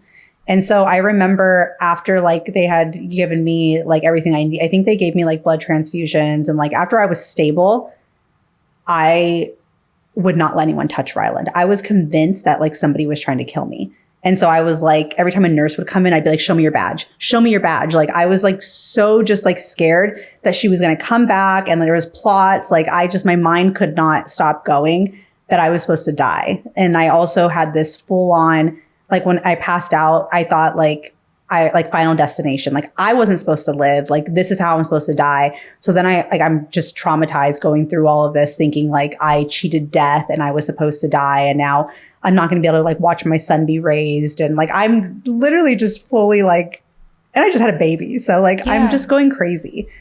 And I remember 4 days had passed. I got out of the hospital and now I'm back at home and there is no like security. There is nobody watching. Now it's just me, my baby, and my mom and my dad and like my brothers. And I refuse to go into my room. I'm so scared of my room. Every time I went into my room, all I saw were flashbacks of like flames and just me feeling like the thoughts of like things happening and thoughts of me still thinking that knife was to my back. Like it just all kind of I kept getting flashbacks. So I actually lived on the couch and I stayed on the couch the whole time because I didn't want to go to my room at all. And like my boyfriend would come over and like he would sleep on the couch with me. Like my parents were very much still like, you can't live here. Like my parents didn't even accept him really. Like my dad actually had only met him once because my dad refused. We're a Mexican household. My dad was like, this white boy. Like he was like, no, not happening. But then my dad started to let him come over more because he realized like that's her comfort. And like, this is Ryland's dad. And like, she just went through something insane. And like, he was the only person that I felt like could protect me. Like if something were to happen. So he started staying with us, like with me on the couch and we just kind of had our own little area. And within like a week and a half, still there was nothing on the case. They hadn't told me anything. They still hadn't caught her. If you remember, I did say a little bit earlier that I did find out that I knew her cousin from high school, from middle school. We dated the same guy. Well, there was a moment that I called her before I went into labor and I word vomited to her. Like, do you know this girl named Cassandra? Like I saw a picture of you and her on Facebook. I saw this on MySpace. Like I started connecting everything. And I'm like, I don't know if you remember me. We used to date Chris and just try to like ping her into everything. And then she was like, yeah, I know Cassandra. And I was like, she came to my house with large butcher knives. I think she was going to kill me. I think she was going to take my baby. Like, and she's like, that's my cousin. And I'm like, oh shit. I just like told her that her cousin, there's either one or two things that can happen. She could very much tell me to like, fuck off. Or she could be like, I believe you. Mm-hmm. Well, she believed me. She was like, I believe you. Like, my cousin's crazy. She's like, there's a lot of things about her. Like, we don't even talk to her. Like, there's a lot of bad things about her. And so that like kind of confirmed everything for me. And I said, does she actually have a sister that lives in Maricopa? And she was like, yes, she does. But she's out of the country right now. She's like, we can't even get a hold of her. So we don't know the address of where she lives. Like, we don't know anything. So nobody knows where she is, where she's posted, none of that. So that's just something I didn't bring up earlier, but we did have that conversation. So now fast forward, it's a week and a half later, I've given birth and all of a sudden I wake up in the middle of the night. It's like midnight. I think it's like March 7th. It's like, I gave birth on the 26th. It was like March, maybe it was the beginning of March, somewhere in the first week of March. And I get a phone call in the middle of the night and my mom comes into the room and comes in the living room and goes, Angelique. And I'm like, yeah. She's like, it's Detective Turner. And I was like, okay. So like I grabbed the phone and I'm like, hello. And she's like, we have her. And I'm like, what? Like, we got her. And I'm like, what are you talking about? And they're like, we have Cassandra. Like, we caught her. She confessed everything, Angelique. And I'm like, she confessed everything? She said, yes, she was going to stab you, perform a C-section on your body. She was going to take the baby. And the reason she started the fire was because she was hoping that you'd become like overcome with smoke so that when you passed out, she could do the C-section there. Because obviously I stopped her when she said 3 and I turned the light on. So game plan 2 was to start the fire so that I would be overcome with smoke and I would just pass out. And then she could perform the C-section. Then she also thought, hey, this will also get rid of all the evidence. She'll burn with the body. Like the body will burn. Nobody will know what happened. It was actually kind of diabolical, like for an 18-year-old to even like think that.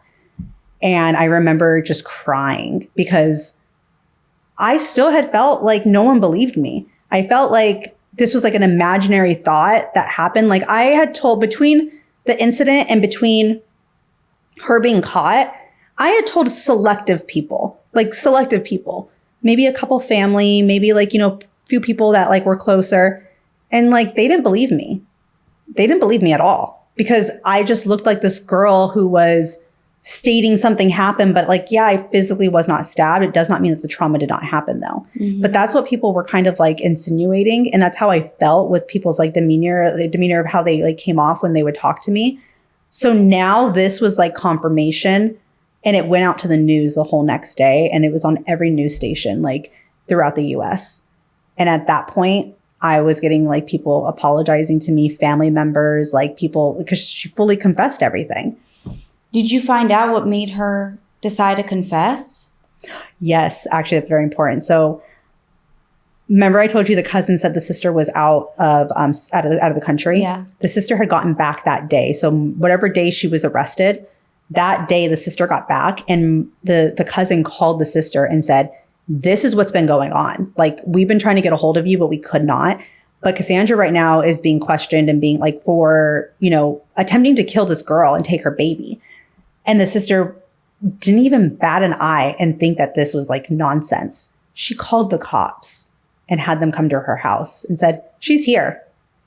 She didn't tell Cassandra. Like, she just called the cops and said, Cassandra's here. You can come here and question her. I know you've been looking for her, because they couldn't find her. Okay. So that's why the whole thing was the cops.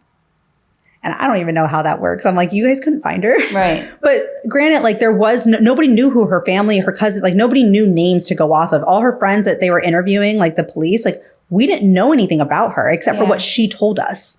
So at that point, like we were just giving them the information. Mm-hmm. So when the sister got back to the country, she called the cops. Cops came and they questioned her there. And then they asked her, would you be okay coming down to the precinct with us and us questioning you there? And that's when they arrested her. And that's when they get her confession and everything. I actually have it. I have the recordings. I have like the CDs, and it's like 3.5 hours of her just talking and talking and talking. But yeah, like within the confession, that's what she says.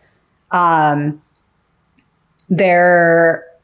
remember like it was, because it was blasted on like every news station, like I had family members now apologizing, like now calling and being like, I'm so sorry. Like, it's not that we didn't believe you. You hear the excuses. It's not that we didn't believe you. It's that this is unbelievable. Like, who does this? Like, if you look up fetal abduction and you look at something before 2011, like there's a few stories.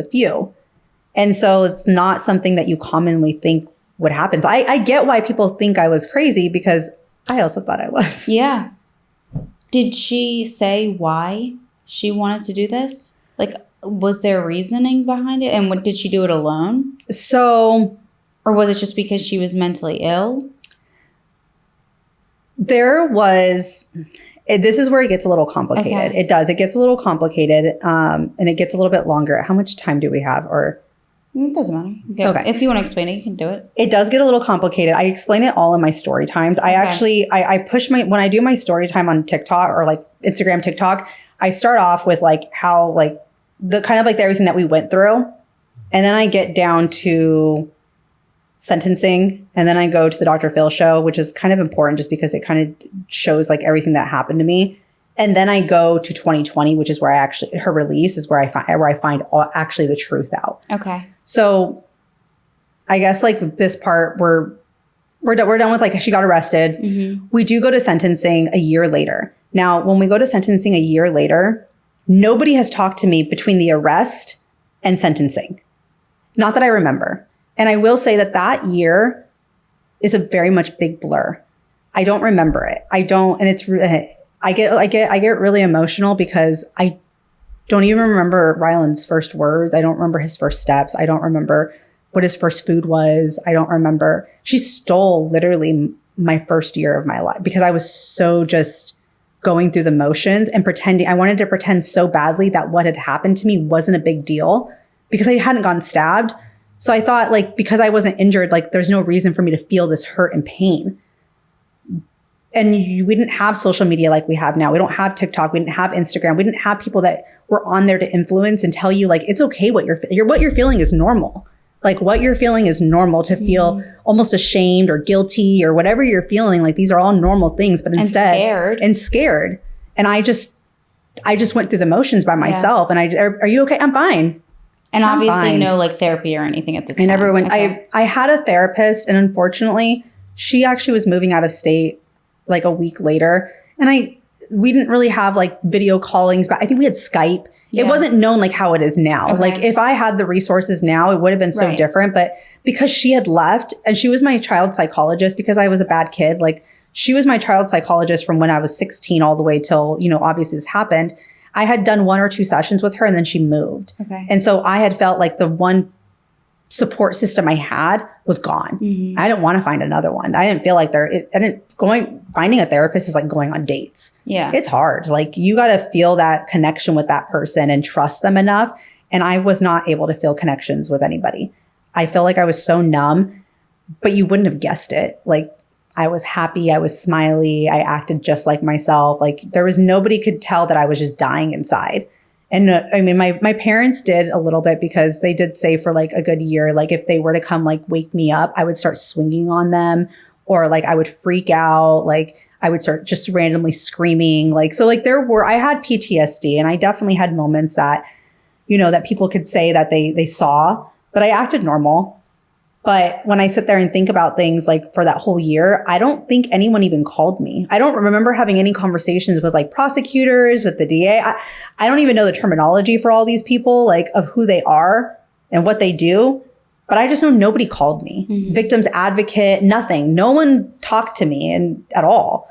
And then all of a sudden, randomly, it's like a year went by and all of a sudden I'm getting this phone call that like we're supposed to go to trial. And I'm just like, oh. Okay. Like I knew things could take time. And so I just trusted like the way the process was working. And I was scared to like ask questions about it because I felt like if I asked questions, I would break down and I just didn't want that to happen. I knew that I had to work. I knew that I had to take care of my son. I knew that I had to continue life on. I survived. She was locked up and that was good enough for me at that point.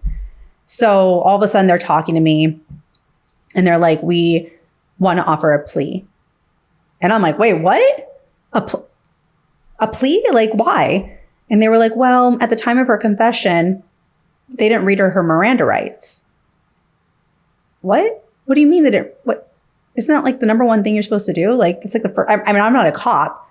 I'm not a detective, but like, isn't that like the first thing you're supposed to do is like read them the Miranda rights when you're getting a confession, when you're sitting there for hours? Like, what? Mm-hmm.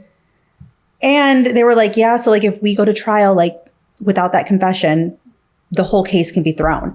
I said, but you have the butcher knives. You have her finger on the fingerprint, like her fingerprints. Like I start naming, like I'm like frantic at this point. And I'm like, you're telling me that she can walk and she can go do this again to somebody. What? Like, this is insane.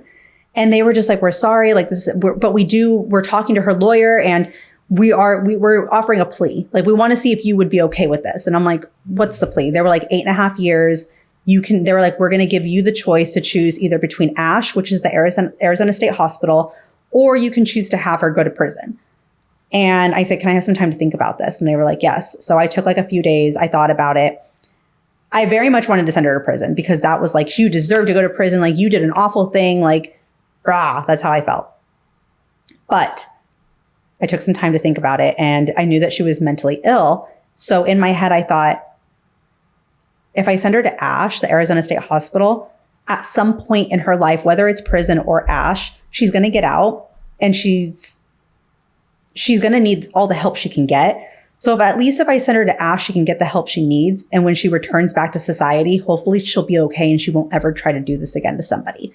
And they also convinced me I say convinced because they told me that she wanted my baby for herself. That was what the story was, that she was mentally ill. She wants this baby. She had miscarriages. This was the baby that she wanted. She just mentally thought that I was carrying her child. So I actually felt really bad and pitied her. I actually felt horrible, like that she had gone through such like a horrible thing and that made her, made her want to do this to me.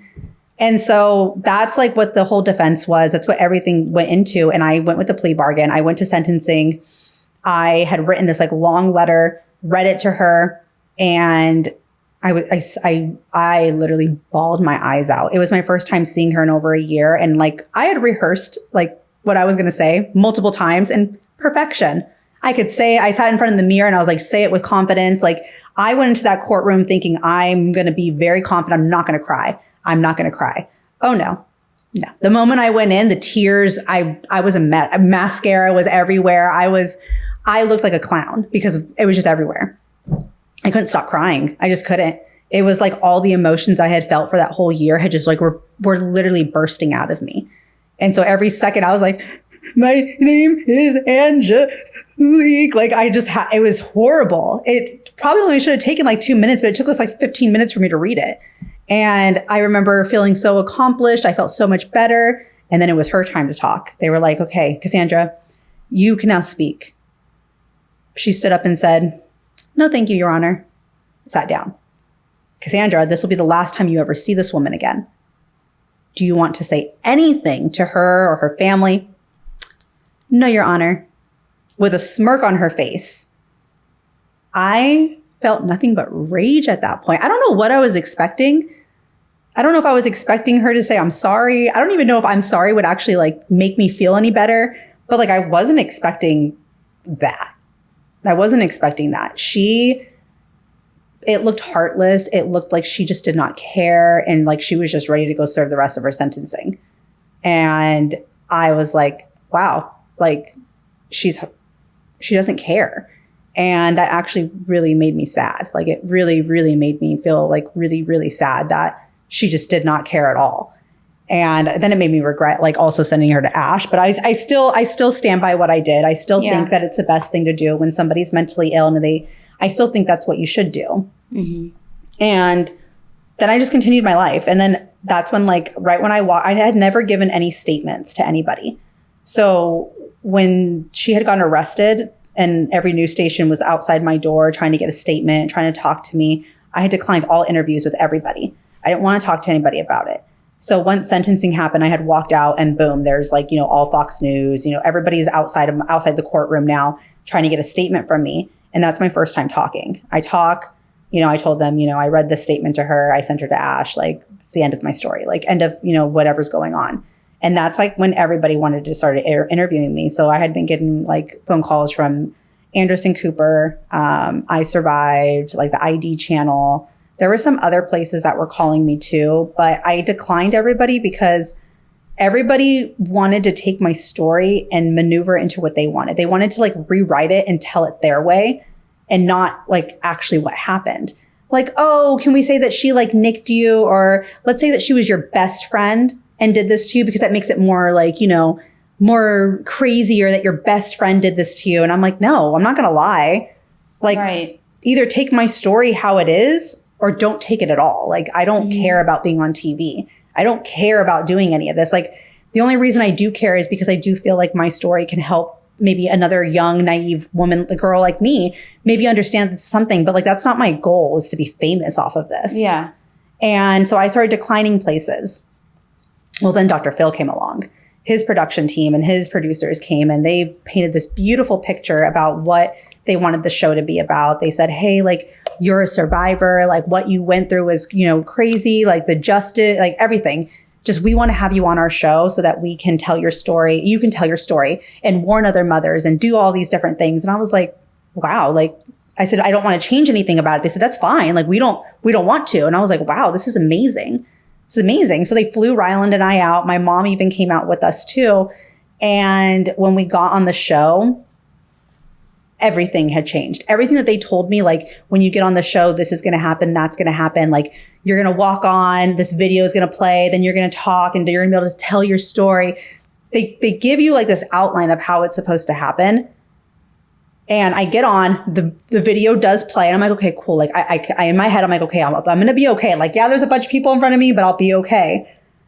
Oh no.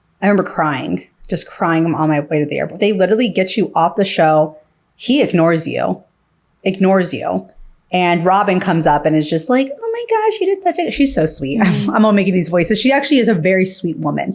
She actually comes up and just says how, proud she is. And, you did a great job. The show was fantastic. And then they put you in like a limo and you leave to the airport. Bye. Like very transactional. Very transactional. Very. Like it was, and I remember just bawling. I cried all the way to the airport. It's funny because the Dr. Phil show actually got released 14 years ago, like yesterday or the day before. And I know this because my time hop keeps coming up and I'm looking at all like the time hop stuff. And I even like say how embarrassed I am. Like I felt like watching that show was just, I didn't want anyone to watch it. I was excited to go on. So I told all my friends and family, but then when it was released, I was like, oh my God, I never want to watch this again. Right. And I think too, it's like you go into things like that, hoping that it's part of your healing journey. And it ends up just like plastering your story in a way that is embarrassing and exploitive. It's just not. You feel used. Yeah. And that's not a good feeling. And then not to mention when everybody had laughed at me, like when the audience laughed, I just thought they all agreed. So my experience on that show was supposed to help me and empower me. And instead it made me feel like my trauma was nothing. Yeah. Smaller. Like what I had gone through was nothing. Why talk about it?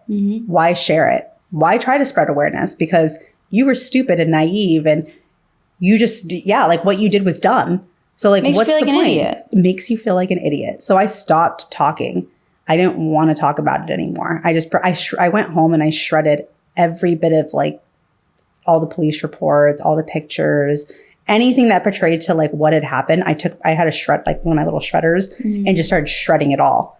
I didn't want to deal with it anymore because I literally felt like I was stupid. And that's an awful feeling to feel that way. And that's how I went for years. I was already doing that in the beginning, like for the first year where I was pretending like it didn't happen, but I didn't think I was stupid.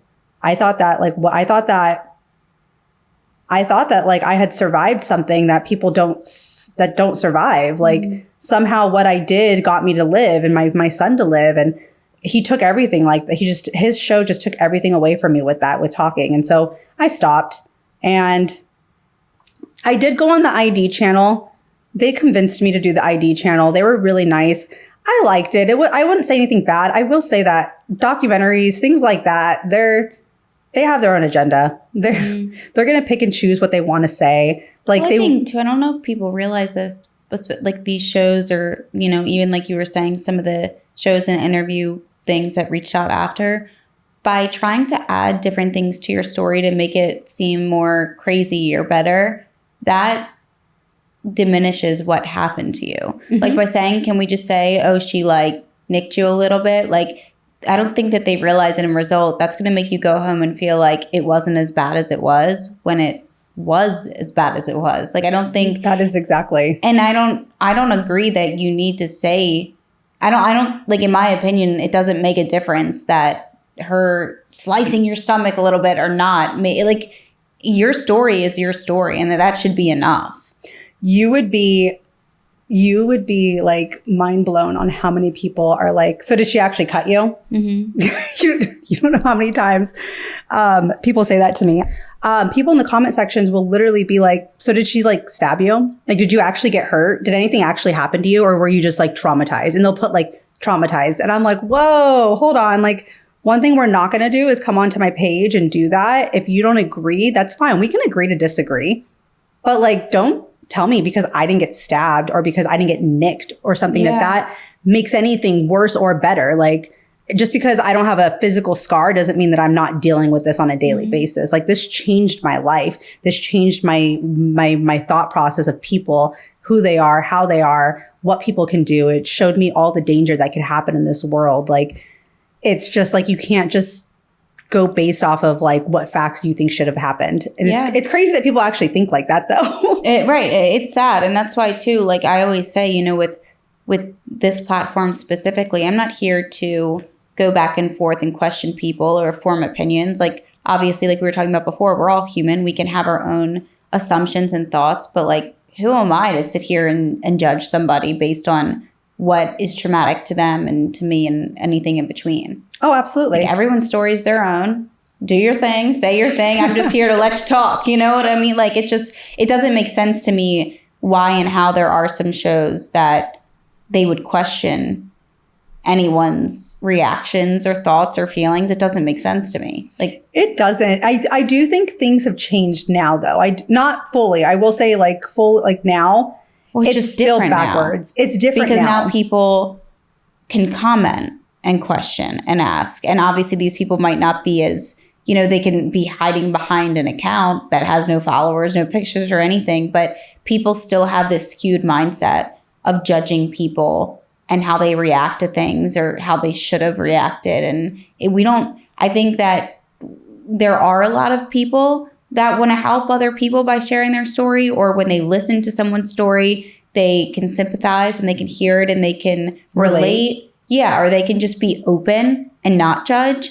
But then there's this other group of people that are just still so like it's almost like they crave to just pick. Like nothing's good enough. Oh, absolutely. And that's why I think it's so important for people to share their stories.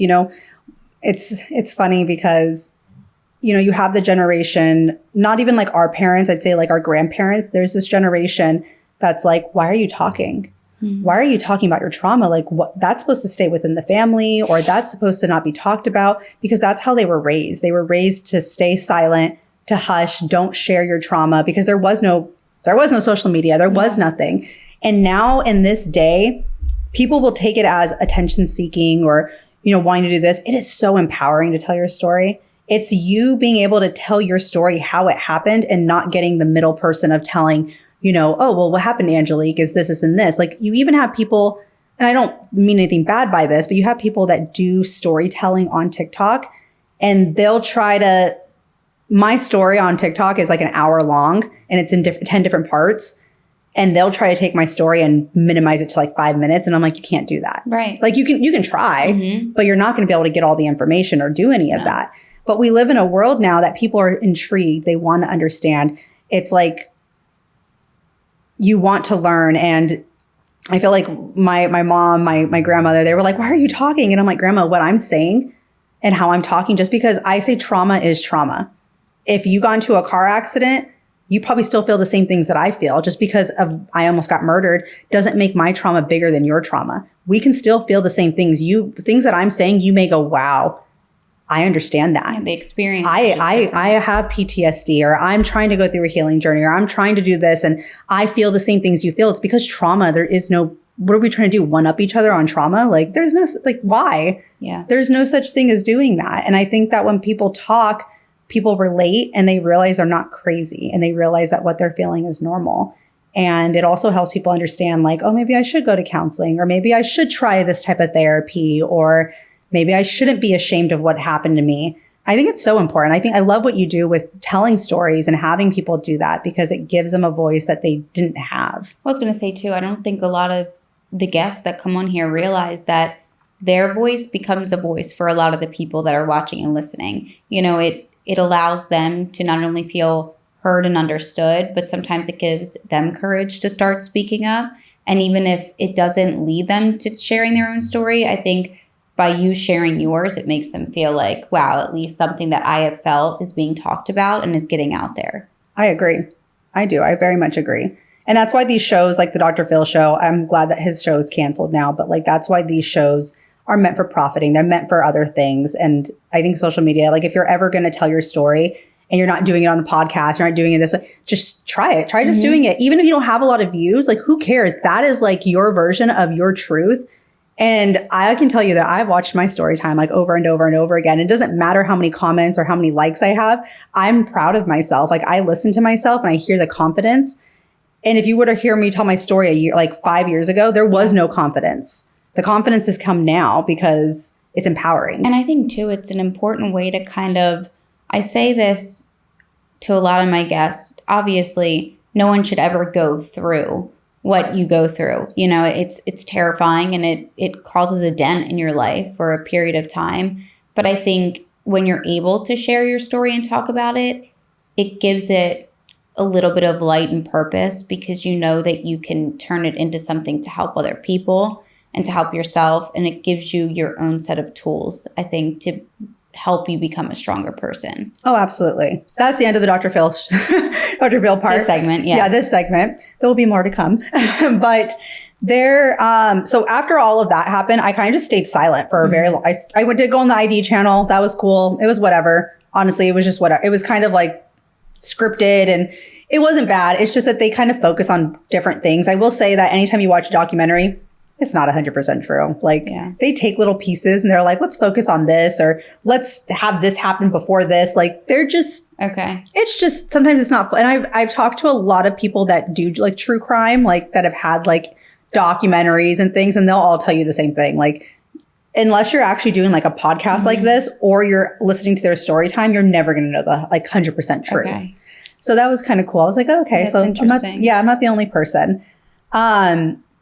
So we're going to fast forward like all these years because between then and her being released, was she in for 8.5? She was in for 8.5. Okay, at this mental hospital. Okay. It's called ASH, the Arizona State Hospital. The only way that you can get into ASH is by being like detained, basically. Okay, got it. So I will say every 6 months, so I didn't talk to anybody about all this, and I probably didn't mention this to anybody, but every 6 months I would look her up on Google. And if you do that with the Arizona State Hospital, it will give you like a little summary telling you like they had a hearing. So every 6 months they have a hearing, they reevaluate. Within our plea agreement, if they evaluated her and they thought that she was mentally sane, like she's doing better, the meds are working, she should be able to go home. Well, we had an agreement that would not happen. She would spend the rest of her sentencing in prison. So no matter what, she had to serve 8.5 years. I would look it up every 6 months. I would look it up and it was always the same.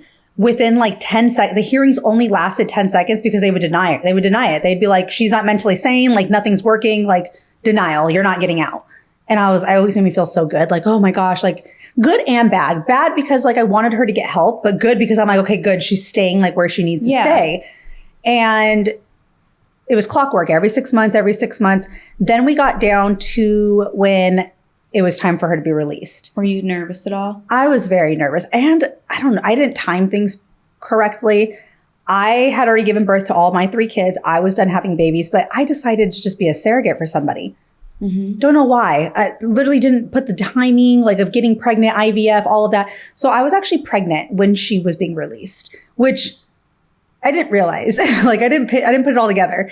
So when I found out that someone called me and said, hey, like she's going to be getting released August, but she has a hearing that you're able to speak like and come to if you'd like to do that. It was in July. And I was like, no, like I'm pregnant right now carrying someone else's baby. Like I don't need to be near her. I don't need to be anywhere. Yeah. Like I just need to stay away. And it got closer and closer. She called me like a month prior. Then like 2 weeks came, then a week came and I was like, I have changed my mind. Like I changed my mind. Like I think I need to be there. I don't feel comfortable because I did look at all the records and every 6 months, they never thought that she was okay. The last 6 months, they did not think she was okay to be released. So why is it okay for her to be released now? What happened in 6 months? You think that, I mean, obviously 8.5 years, nothing happened. So like, why are you trying to release her? Yeah. Because they can keep her. That was a part of the deal, plea bargain. If they still think that you're mentally not stable, they can keep you past your sentencing. Okay. And so that's what my goal was, not to be cruel, because I literally was concerned that every 6 months you did this evaluation and you guys denied her. And also so your safety is still, my safety. Yeah. Like not even just mine, like other women. Like what if you didn't release her 6 months ago because you thought she was okay, then why now? Right. That was my biggest question. Why now? So I ended up going. How was it seeing her? It was the same thing as sentencing, to be completely honest. Okay. I would actually even say maybe even worse. My best friend, my husband, and my dad came with me. My mom was really sick, so she wasn't able to attend. So that's why my dad came. We ended up, when you walk into the Arizona State Hospital, it looks like a prison. So like you're going through like, all these or like metal detectors and things like that. And you get in, you sit in this little courtroom, like type of hearing thing. And everybody's in there. So there's other people that are also there, like getting their stuff done, like from ASH. And I remember I sat down and I'm sitting there and there's other people around. Then all of a sudden, like I hear her name and I see her walk And we both like look at each other and we make eye contact and like chills. I just get chills. And then like I look at my best friend and she's like, are you okay? And I'm like, no, like I'm not, like the tears. And every single time I say I'm going to go in there strong, but like you can't help it. Like sometimes it just takes over and I just start like bawling. And then I'm just like, okay, contain yourself, Angelique, contain yourself. So then I start wiping the tears away and I'm like, okay, I'm doing this. I came here for a purpose and I came here for a reason. So then I talk and then they ask if anybody wants to talk. I start like reading out like, okay, we're here for the release of Cassandra, blah, blah, blah. They ask her to speak first. So she starts talking. I believe that I've been great. You know, I've done everything I need to do. Like, we believe, you know, they start talking about like what they believe, you know, how good she's doing. So then it's time. Does anybody interject? Like anybody like, you know, need to talk? And then like I stand up and I walk up to the podium and I have like this thing in my hand and I'm just like trying to read it. And I realize that I can't, like it makes zero sense because like I'm crying. So I have to like literally like take a second, turn around. I'm like, can I have a minute? And I turn around and I'm like, do this with confidence. Like they're not going to believe you or try, like you need to do this with confidence. Like you can't cry and make them pity you. Like I didn't want that. I don't want people to pity me. I've always been very big about that. Like don't pity me for what happened to me because I just don't like it. I don't like the feeling of that. So then I'm like, okay, put it down. And I was like, I just started talking and I start bringing up facts. Like, I just want to understand why you guys think that 6 months ago she couldn't be released or, you know, a year and a half ago or 2 years ago. Like, I want to know what your guys' reasoning was, what you guys saw and why you think now is the perfect opportunity because her sentencing's over. Right. So I just want you guys to explain that to me because I'm feeling unsafe about all of this. And like, God forbid she gets out and she does this to somebody else. And not to mention, I totally forgot to tell you guys that in our plea bargain, because they still threw the confession out, she is not known for attempt of fetal abduction. She only went away for arson. So on her records, everybody in Ash knows why she's there. They know that she tried to kill me and perform a C-section on me. They know that. But it's not actually in her records. Like when you look her up, she went away for arson. Okay. So I don't know if that's what they were going off of. I don't know what was going on, but I questioned them and asked them. And I said, like, you guys are expecting me to walk away from this feeling safe. I said, you're going to just let her out into society and not even like no one's going to check on her. No one's going to make sure. You're going to tell me you believe she's going to take all her medication. You're telling me you just trust her to do all of this because I don't. And they were starting to vote. Like, I guess like they can like vote and be like, well, we agree, like we're agreeing to still to release her. So I said a lot more. I just can't remember. But whatever I said, there was 4 men and 1 woman. And I don't want to turn this into like a man-woman type of thing. But the 4 men were like, release her. The woman stood up and was like, this is insane. She was like, did any of you guys hear what this woman has stated? Like how scared she is? Like, no. Like, we need to take a recess and we need to go to the back. We need to discuss this. And the lady that, I don't remember who I was with, but whoever called me to come to the release, she was like, I've never seen this before. Like, I've worked here for 20 years and I've never, ever have seen them do this before. They literally paused everything and went to the back for like 30 minutes. And at that point, I had a panic attack. I went into the bathroom and I full on had like a panic attack. Like, I couldn't breathe. I was holding onto the toilet, like trying to throw up. Like, it was so bad. My best friend was in there and I was screaming. Somebody probably thought I was dying in there, but it's because like all the emotions were just coming out of me. And so then we go back in there and they end up deciding that they're still going to release her. But they did decide for 1 year that they would, like somebody would check and see if she's taking her meds. It wasn't what I wanted, but I still felt good doing that because it was like sticking up for myself and my son. It was like at least I can tell my son that I tried, that I tried to get her to stay. I tried to do this. Like I just wanted to put an effort into it and not say that I didn't try everything I could. So I felt good. That opened up a huge can of worms though. So she gets released in 2019. Did you ever hear about Save Our Children? No. So there was this like hashtag going around and people are going to say it's like, you know, conspiracy theories, you know.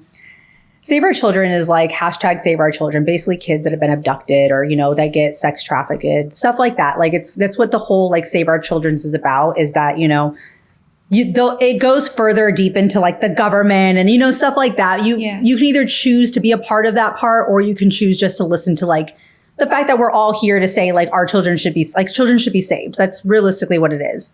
Well, the reason why I bring that up is because it's all of, I did this article one time in like 2015, I think it was. Somebody from my town it was called In Maricopa. It was like a little news article, like little small thing. They wanted to do like a little story because the ID channel came out.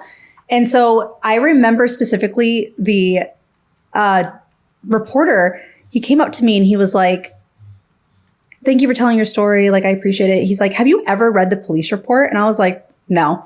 He's like, I think you should. Mm-hmm. And I was like, why? He was like, I just think that there's some things that you don't know. And I was like, oh. And he's like some things that the cops may have lied to you about. And I was like, oh. And he gave it to me and I sharded it. Trauma response, just get rid of it all. Just, I didn't want to deal with it. And so when Save Our Children's came out, I remember those words were coming back into my head. And because of the release, it was really fresh. So I was like, I got a wild hair at my butt. I'm going to go figure some stuff out. I went down to the precinct. I grabbed the police report. I grabbed the CDs. I grabbed everything. I want all the evidence. Anything that you can give me, I want. So I had to wait a few days, but I did get it. And when I got the police report, it was really long. So I was like, I'd rather listen. So I was like, I'd rather listen to the confession than anything. So I ended up getting all the CDs instead. And I skimmed through the police report, but I'm not seeing anything. And then I start listening to the CDs and I get to her. I listen to my voice. I listen to like some of the people they interviewed. Then I get to hers. It's 3.5 hours long. And I don't have like a CD like for my laptop. So I had to go into my car and put it in. And I sat in my driveway just listening. Then I started getting like really anxious because I'm listening to her talk. And I start driving around my city, like just listening for 3 hours. And nowhere in that confession did she ever state that she wanted my baby for herself. Not one time did she ever state that. She never stated that she was mentally ill. She never stated nothing. Nothing ever kind of got brought about any of that. She did come up with some kind of, I would say, bullshit stories, like trying to get out of things like, why do you carry knives with you? Oh, I cook for some lady and I cook for this old lady and she wants me to bring my own knives. So like there were some dumb things that she said in there. But once the cops got done with her, like once they were done, you can tell that they were done. They were like, listen, we're here to help you. But like, if you're just going to keep bullshitting us, like we're just going to send you to jail. Like we're just trying to help. But like at this point, we already have your confession. She already confessed like what she was going to do to me. She confessed that she did have the knife straight to my back. And that when she said three, I startled her. And that's why she pushed the knife and she put the knife back into the bag. So like that, I never knew that. I never knew that she physically like had the knife out to my back. So that was kind of like resurfaced some things, like knowing that like I was literally like nanoseconds away from dying was really scary. And then just like hearing about the smoke and how she plotted this. She says the fire was never a part of the plan. It was never a part of it. She said that I kept messing the plan up. When plan A wasn't working, then there was plan B. When plan B wasn't working, then there was plan C. There was so many different things. And like, she just kept on like kind of adding to the plan, which was actually very like, it's kind of weird. Like, it's crazy. I feel like as an 18-year-old, I would have just given up. I would have been like, okay, well, this isn't working. Like, I'm just going to go home. Right. But like, that's not what she thought. Mm-hmm. And then she kind of goes deeper into it. And she talks about a man that she is dating. So Edwin, the husband that she had, is a real person, but he's actually hasn't dated her since he was 15. Okay. So he is a real person, but that is not her husband. That was all fake. That was all a lie. So this whole time she told all of us that she had a husband. But that's who she was talking to. That's who she was talking to on the phone. So in the confession, she states that they ask her that. And she's like, no, like we haven't dated. Like they questioned him too. And obviously they got that information. So this man, because remember so this is where we bring up the park. This is where we bring up the Spanish talking. This is where we bring up how she's married, the person that's supposed to come take her out on a date. The phone rang exactly after I stood up and, startled her as a distraction. Like all of these things are going to start to make sense. She talks about how she's a part of a gang and how in this gang, she belongs to this man whose name I don't really know, but they call him Wedo, I think is what they said in there. And he's a part of like the Southside Chandler gang.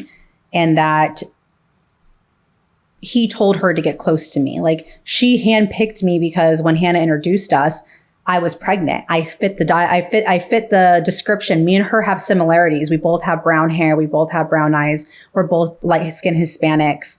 There was a lot of things that she could pass off saying that this was her. If she got in trouble, like this is my baby, I just gave birth, which hence made her lie about being pregnant this whole time. Then she went into labor and had this baby and here's my baby. But then it goes deeper into stating that they had a buyer waiting over the border and from Mexico. So they were going to take care of the baby, make sure he was healthy, and then bring him to the border. And then they were going to live in Mexico together. And in the confession, like the way her wording is, it sounds like they've done this before. Like she goes, well, he usually does this. This usually happens. Like, so it almost sounds like this was like something that possibly maybe he forced her into, which is sad. That is sad. Like but no matter what, like you chose, this was your route that you chose. But I had never heard any of that stuff. And then also in the police report, I found the Miranda rights. They read her Miranda rights. So 2020 was a weird year because I was trying to pinpoint, first off, like, why would the cops lie to me? Why would they tell me that they read her Miranda rights when they didn't? Was this to catch bigger fish? Like, did they give her a plea that was on top? Like, they realized, like, we can't tell it. Like, obviously, I'm a civilian or, like, it can't tell me everything.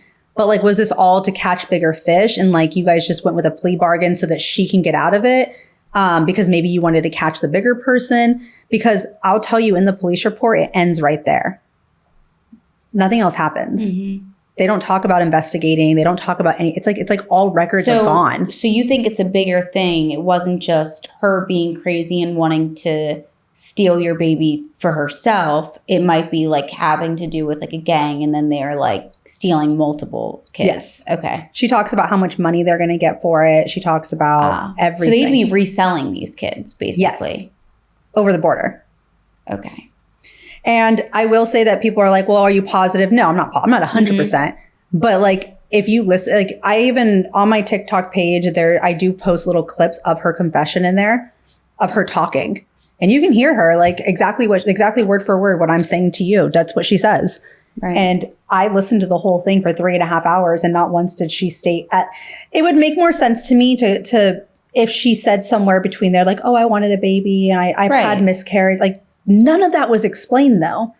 Nothing like that. And I listened to the whole thing twice to see if I maybe missed something, to understand. I wanted to understand better what was happening. I wanted to understand what that guy meant when he said, like, I think the police lied to you. Like, obviously I did this years and years later because I couldn't handle it. Yeah. But I had so many questions after she got released. I had so many questions that I wasn't ready to like talk about.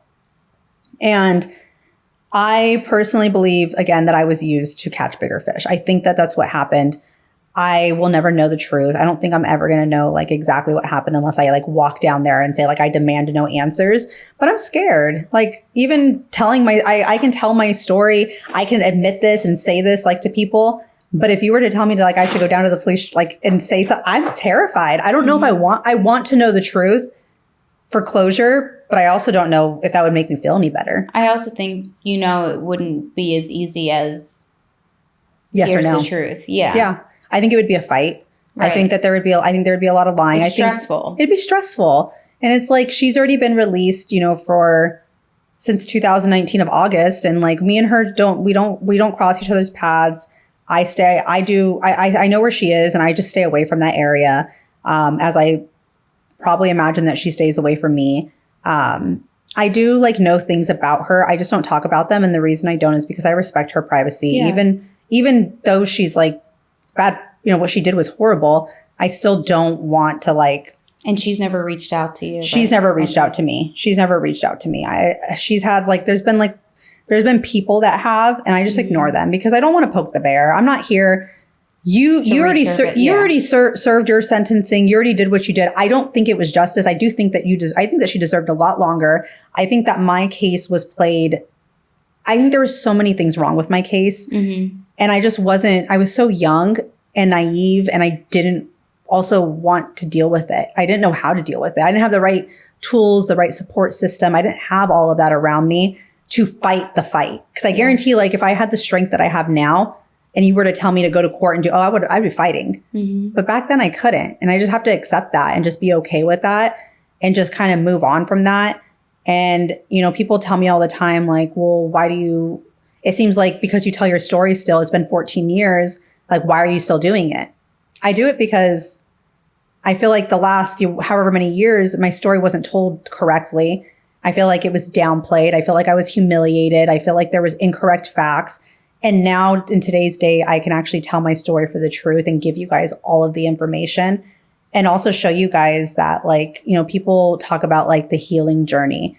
You know, the healing journey, I don't believe you actually ever do get healed. You just kind of learn different coping mechanisms. You learn how to deal with life better, and you learn to not allow your trauma to like take over your life. And that's what I've done. And talking about it doesn't mean that I'm obsessing over it. It doesn't mean that I'm not, you know, healing. It's actually helping me heal better. And it's also helping others too, to realize they're not alone. Yeah. And I think too, for a while, it seems like for the first few years or even longer, you kind of suppressed it and shut it down, and you didn't really allow yourself to fully come out and talk about it in detail. You weren't ready. So, you know, and everybody handles things differently, like we were saying, in the sense of somebody might be ready to talk about it in detail right away. But for you, it took years to get to that point. So even though it's been X amount of time, that doesn't mean that you don't have the right to speak about it now and speak about it in detail now. It's not, I don't think it's you harping on it either. I think it's just you finally coming around to feel confident and comfortable enough to share your story. I agree. I have people that write me all the time and they're like, I wish I could be like you and tell my story. And I said, don't ever wish that you could be like somebody. Like, you're your own person. And I'm glad that like I can inspire you. And I love that. But like, don't take your time. Like, this is all going to be based off of how you feel. It took me 14 years. Yeah. Or we'll say 13 years. It took me 13 years. Like, that's a long, it feels like a long time, but it honestly feels like yesterday. Like, it does. And I just think that altogether, like you stated, just altogether, like, people are going to kind of do things when it helps them, like when it's their time, and not to be ashamed about it. And if it takes 20 years, who cares? It's still your story, and it's still able to be shared. Yeah. And it's important no matter what, you know, no matter what, like you said, no matter when it is. But I do think that it's very important for people. I mean, the other thing too is, like we were saying, you were so young that I think it takes the brain time to truly process what happened into, like, in my opinion, I guess what they say when you're an adult when you're 18. But like, I don't think it's until you're in your mid-20s that your brain fully develops and can grasp things and understand things and even see things from a different perspective and a different mindset. Like, even if you approached what happened when you were 18, 19, and even if you talked about it then, I guarantee even if you compared how you viewed it and talked about it at that age to where you are now, it would be a completely different perspective. I think that you would view things differently and understand things differently. Oh, absolutely. I understand things way more different than I did when I was younger. And I feel like, you know, if things happen now, it would be different. But that's because I've matured, and that's because I've grown up. And You're that's because I'm a different person. I've been through other things. I've seen other things. It's just, it's different. It 100% is different. And I feel like once you build the confidence, that's like when you take, like I said, telling your story for yourself brings like that empowerment and like gives you that confidence where you're like, I can do this. Like, no longer, like, I won't say that I don't still have PTSD. I still don't have triggers. Absolutely, I do. It's never going to go away. I've just learned to cope differently with it. And I think people just need to understand that and be nice to themselves and understand that this is going to be something that you live with, but you can absolutely like empower yourself by talking. Or if you don't want to talk, then just, I don't know, write. I'm writing a book. Right. Yeah, I think that's amazing. I think you should. I tell everybody that comes on here, I'm like, if you haven't written a book, you should. I think it's really important. But no, I think too, you were, I think, mentioning this, saying too, by talking about it, it gives you a sense of like conquer and power over the situation. Maybe not fully, because like you said, you still do have it gives you some sort of power over what happened. You know, you still have like the trauma and the PTSD from it there, but I think it allows you to take your voice back and take some control over the situation. And to help others, to raise awareness. Absolutely. And I think that's also like a main fact. Like, for me personally, people are like, well, why do you do this? And I'm like, well, I do this because fetal abduction isn't talked about. Like, it's, and I hate to put it like this way, but like, rape is talked about a lot. Murder is talked about a lot. Kidnapping is talked about a lot. Fetal abduction is not talked about a lot because it's not something that happens all the time. And I feel like if we can teach young women or even just people to understand that, and to understand like it's not that when you're pregnant, you should stay away from everybody. It's that you just have to learn certain cues, different things. learning about your intuition, learning about anxiety, kind of just feeling it out and knowing different things. Look, I hate to say this, but we live in a scary world. Yes. And it's better to think twice and question everybody around you than to play it naive and be like, no, this could never happen, because you don't know. Yeah, you don't know. You know, and I do think that while, yes, we can we should live a life where we're positive and we know that we can't control other people and our surroundings and everything, it is important to have an extra caution, you know, when dealing with people and inviting people into your life. Absolutely. Whether it has to do with pregnancy or not, people can be untrustworthy and scary, and you got to be careful. You have to watch your own back. You have to be. That's why there's so much crime. It sucks. We live in a really, and the thing is we've always lived in a scary world, and we just weren't. I think it's just talked about more now. It's talked about more now. And I think that's what makes it, because if you look back at like stuff that's happened years and years and years ago, like we've always lived in it. It's just we only learned about the serial killers. Like those were the only ones that were ever publicized, or, you know, like that's it. Besides that, like women went missing every day. Kids go missing every day. Like people can sad stories. Exactly. And that's how we're going to learn from it. And it builds a community, which I think is really important, because, you know, there's so many different things that can happen in these. It can get such down to these nitty gritty things where it might only be a handful of people that experience it, maybe even less sometimes, or that are willing to talk about it or research it or come out about it. But it does form a small community where people feel heard, understood. They feel like they have a resource or an outlet to talk to or ask questions. And, you know, while yes, therapy is great, can be great when you find the right one, I don't think there's anything like being able to directly talk to somebody that has been through something or that can relate to it, or you feel like you can just like even ask questions or get a better understanding, or really feel like, wow, they have been through exactly what I've been through. They're not just like a professional giving me advice. Yeah, it does make a big difference. It 100% does. And I will say that, you know, what's crazy about fetal abduction is that I think as far as my research and knowledge, there's only like one that I know of that survived. And so like all these women and babies that have died, like they can't tell you guys what happened. Exactly. They can't share. People like kind of go back to like, why do you share your story? I don't just share my story for Ryland and I share my story for the women that aren't able to sit here and tell you word for word on what happened and the mistakes that were made or the things that they did, or warn you guys of this crime, because they're not here. And it makes me think of, too, when they said to you, like, oh, can we say she nicked you or cut you a little bit? Like, the disrespect in that, like, no, thank God she didn't. Because thank you. I'm like, why do you guys want me to be hurt more? Because who would it, would I be here now? Exactly. My son wouldn't be here. I look at my son all the time, and he gets so embarrassed. I always like start tearing up, and he's like, Mom. And I'm like, I just love you. Like, you have no idea, like, what could have happened. I always sit there and I think about like when the whole Mexico thing came up, and I listened to it.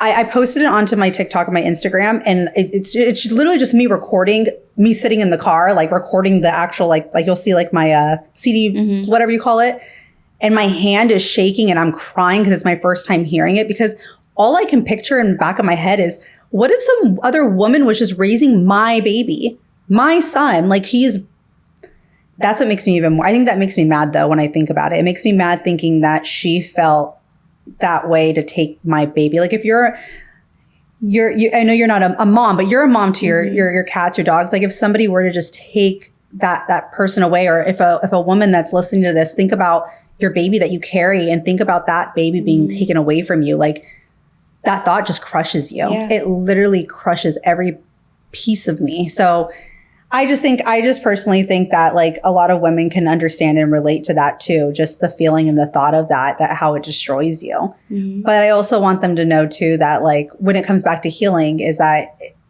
be easy on yourself, take your time. It took me years. I still go to therapy. I'm in therapy every 2 weeks. I mean, I'm learning right now. What I'm learning is that I'm scared of everything in this world. So like within these last couple, my husband is like a big, outdoorsy person. So loves to hike, loves to go on like what is it called? Like in the lake and kayak and quads and all the scary things that, you know, we could all get injured from. And I'm just like, why?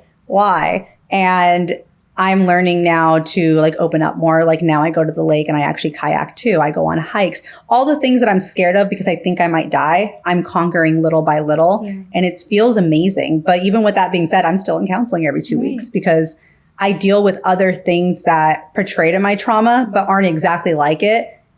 But just be easy on yourself. It's gonna take time. It does, especially when you give in and allow to like. And it's hard not to. Allow Your brain to heal. Is very powerful. It's very powerful. Yeah, it'll take over if it'll you let take it. over. Yeah. And that is important. People do have to be easy on themselves, and I think to some degree you have to be willing and ready to kind of conquer those things. But it's also okay if you're not there yet. Oh yeah, we're allowed to sit and mourn and feel sad and scared, and I think the thing is you just can't sit in it too long. No, you can't, because then it destroys you. Yeah. It destroys you. Because that's what I feel like that's what I did. And then when we went to the release, it kind of just opened up everything. I mean, the fact that I was just shredding everything was because you just want to forget and you just want to pretend like it didn't happen. But it's honestly a part of your life, and it's brought you to where you are now. Like people will say like, you know, obviously one of my friends, Hannah, the one that introduced me, she's like, I feel awful. Like, I feel like I did this to you because I introduced you. And I'm like, listen, like if it didn't happen to me, it would have happened to someone else. Not that I'm happy it happened to me. I wish it didn't, but I'm alive. I'm here. And if it didn't happen, it would have happened to someone else. And maybe that person wouldn't be alive. I'm a very firm believer that everything happens for a reason, even if it's something that we don't believe should have happened, or there's some type of reasoning as to the events that have happened in life. Absolutely. Well, was there anything else you think got it all? I think I got it all, unless you have any. You did amazing. That's what I was going to say. No, seriously, thank you so much. And thank you for saying yes to coming on here. I appreciate it. You are such a good storyteller, and it really is so important to talk about. And it's shocking. It's crazy. Like, it really is unbelievable. It's nuts. And obviously I'm sorry that you experience people, I feel like, trying to diminish it or take away from it, because that on its own can take a toll, and it sucks. I feel like for anybody to feel like your story needs to be twisted to seem worse than it actually was. But you did incredible, and it's something to be so proud of, even if it is 14 years later? My son will be 14 on February 26th. Wow. February 16th is when it happens. So yeah, we're like days away. To be able to sit down, I always tell people to be able to sit down and talk about your story from beginning to end in detail. It takes a lot of strength and vulnerability and courage. And it doesn't matter if you have done it thousands of times. I feel like each time is its own journey. And I always just hope that by doing this, again, or doing it in this format on this show can aid in some way and like kind of bringing it full circle and helping you feel more empowered and, proud of yourself. And, sharing your story is not a small thing. So thank you. Well, thank you. This was honestly amazing. I really enjoyed this. I'm glad. You did. It was so good. Thank you. You did such a good job. I'm like, I swear to you, I felt like I was like watching a movie in my head. I'm like looking at you and hearing you, but I'm also like envisioning it. And I'm like, I was so invested. It's like, you're a great storyteller. Thank you. And that's what I try to do. I really honestly do, just because I'm a really big book reader. You really should write a book. I am. I actually love the beginning of my book too. You know how I told you in the very beginning, you have to like understand someone to like understand their story. I talk about, the very beginning of my book, I talk about intuition like first. Mm-hmm. It's like only like a good like 3 sentences. And then I go into just like kind of like discussing about the woulda, coulda, shoulda. Like, yeah. I feel like it draws you in, but I do talk about how like you have to start from the beginning in order to understand somebody's story. It's kind of like how we started this podcast. Like you have to, right? Because then you don't know how those people are going to be, and then you have the judgmental people. But I'm writing a book is really sometimes it's difficult. I will say it's really time consuming. But it is, and something I do want to mention. I don't know if we said this, but I know in the beginning you were talking about like whatever people want to say it was, God, your intuition, spirits, whatever. I do think that no matter what you believe in, we do have to give ourselves more credit, because humans are very, very powerful, more powerful than I think they realize.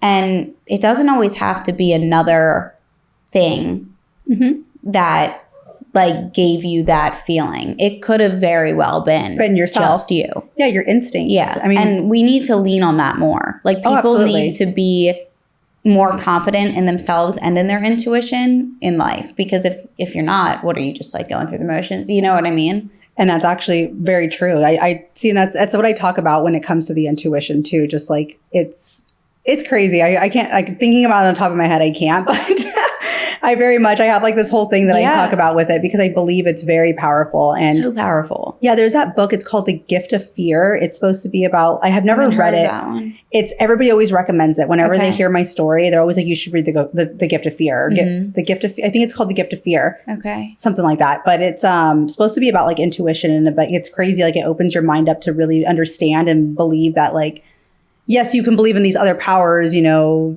whatever you want to believe in God, or if you want to believe in, like, you know, psychs, stuff like that. But like, there's realistically, like, animals are built with instincts. We have instincts also. And so sometimes you have to give your credit to yourself to understand that you very much, you know, your instinct kicked in, you kicked in, you took over, you made those choices. Like, so it's really cool. Yes. Amazing. And obviously too, if there's anything that you want me to link, like your TikToks and any other resources, anything else, just send it over whenever. Okay. And I'll put it in the description. And perfect. Yeah, we'll do that just so they can, if they need to go to for sure. Like, just I think that'll be easier for them. Well, too, because some people, they like to like kind of watch things in clips as well, and you know, like, oh, absolutely, keep up with you. Obviously, I have people all the time that are like, "Can you post it on YouTube?" And I'm like, I have no idea how to do that. But so that's why I told my husband, I was like, I'm so excited because she's going to post this on YouTube. And now I could be like, hey, because it's like a different format. It's in a different format because I personally, I mean, I guess I could learn, but I personally don't want to. Yeah, no. I'm like, I don't want to learn because then I would just have one video. Right. Yeah. It gives it also, I think it allows you, when you do it in clips like that, it allows you to go into like more detail for like specific things. And like, I always tell people, like I was saying before, if you have the time to do it, and you're willing to, I think it's great. Like being able to post TikToks like that and just go into detail. And then it's cool too, because when people ask the questions, I know I see a lot of people on TikTok, they'll like put the question up and respond. Then you can reply. Yes, like with a video. So it's really cool. And I think it allows people to, if they have more questions, they can go over and like ask you or keep up with you or see if it's already been asked. So it'll be great. But seriously, thank you so much. Oh, you're very welcome. I hope you enjoyed this. I enjoyed this. Okay, I was good.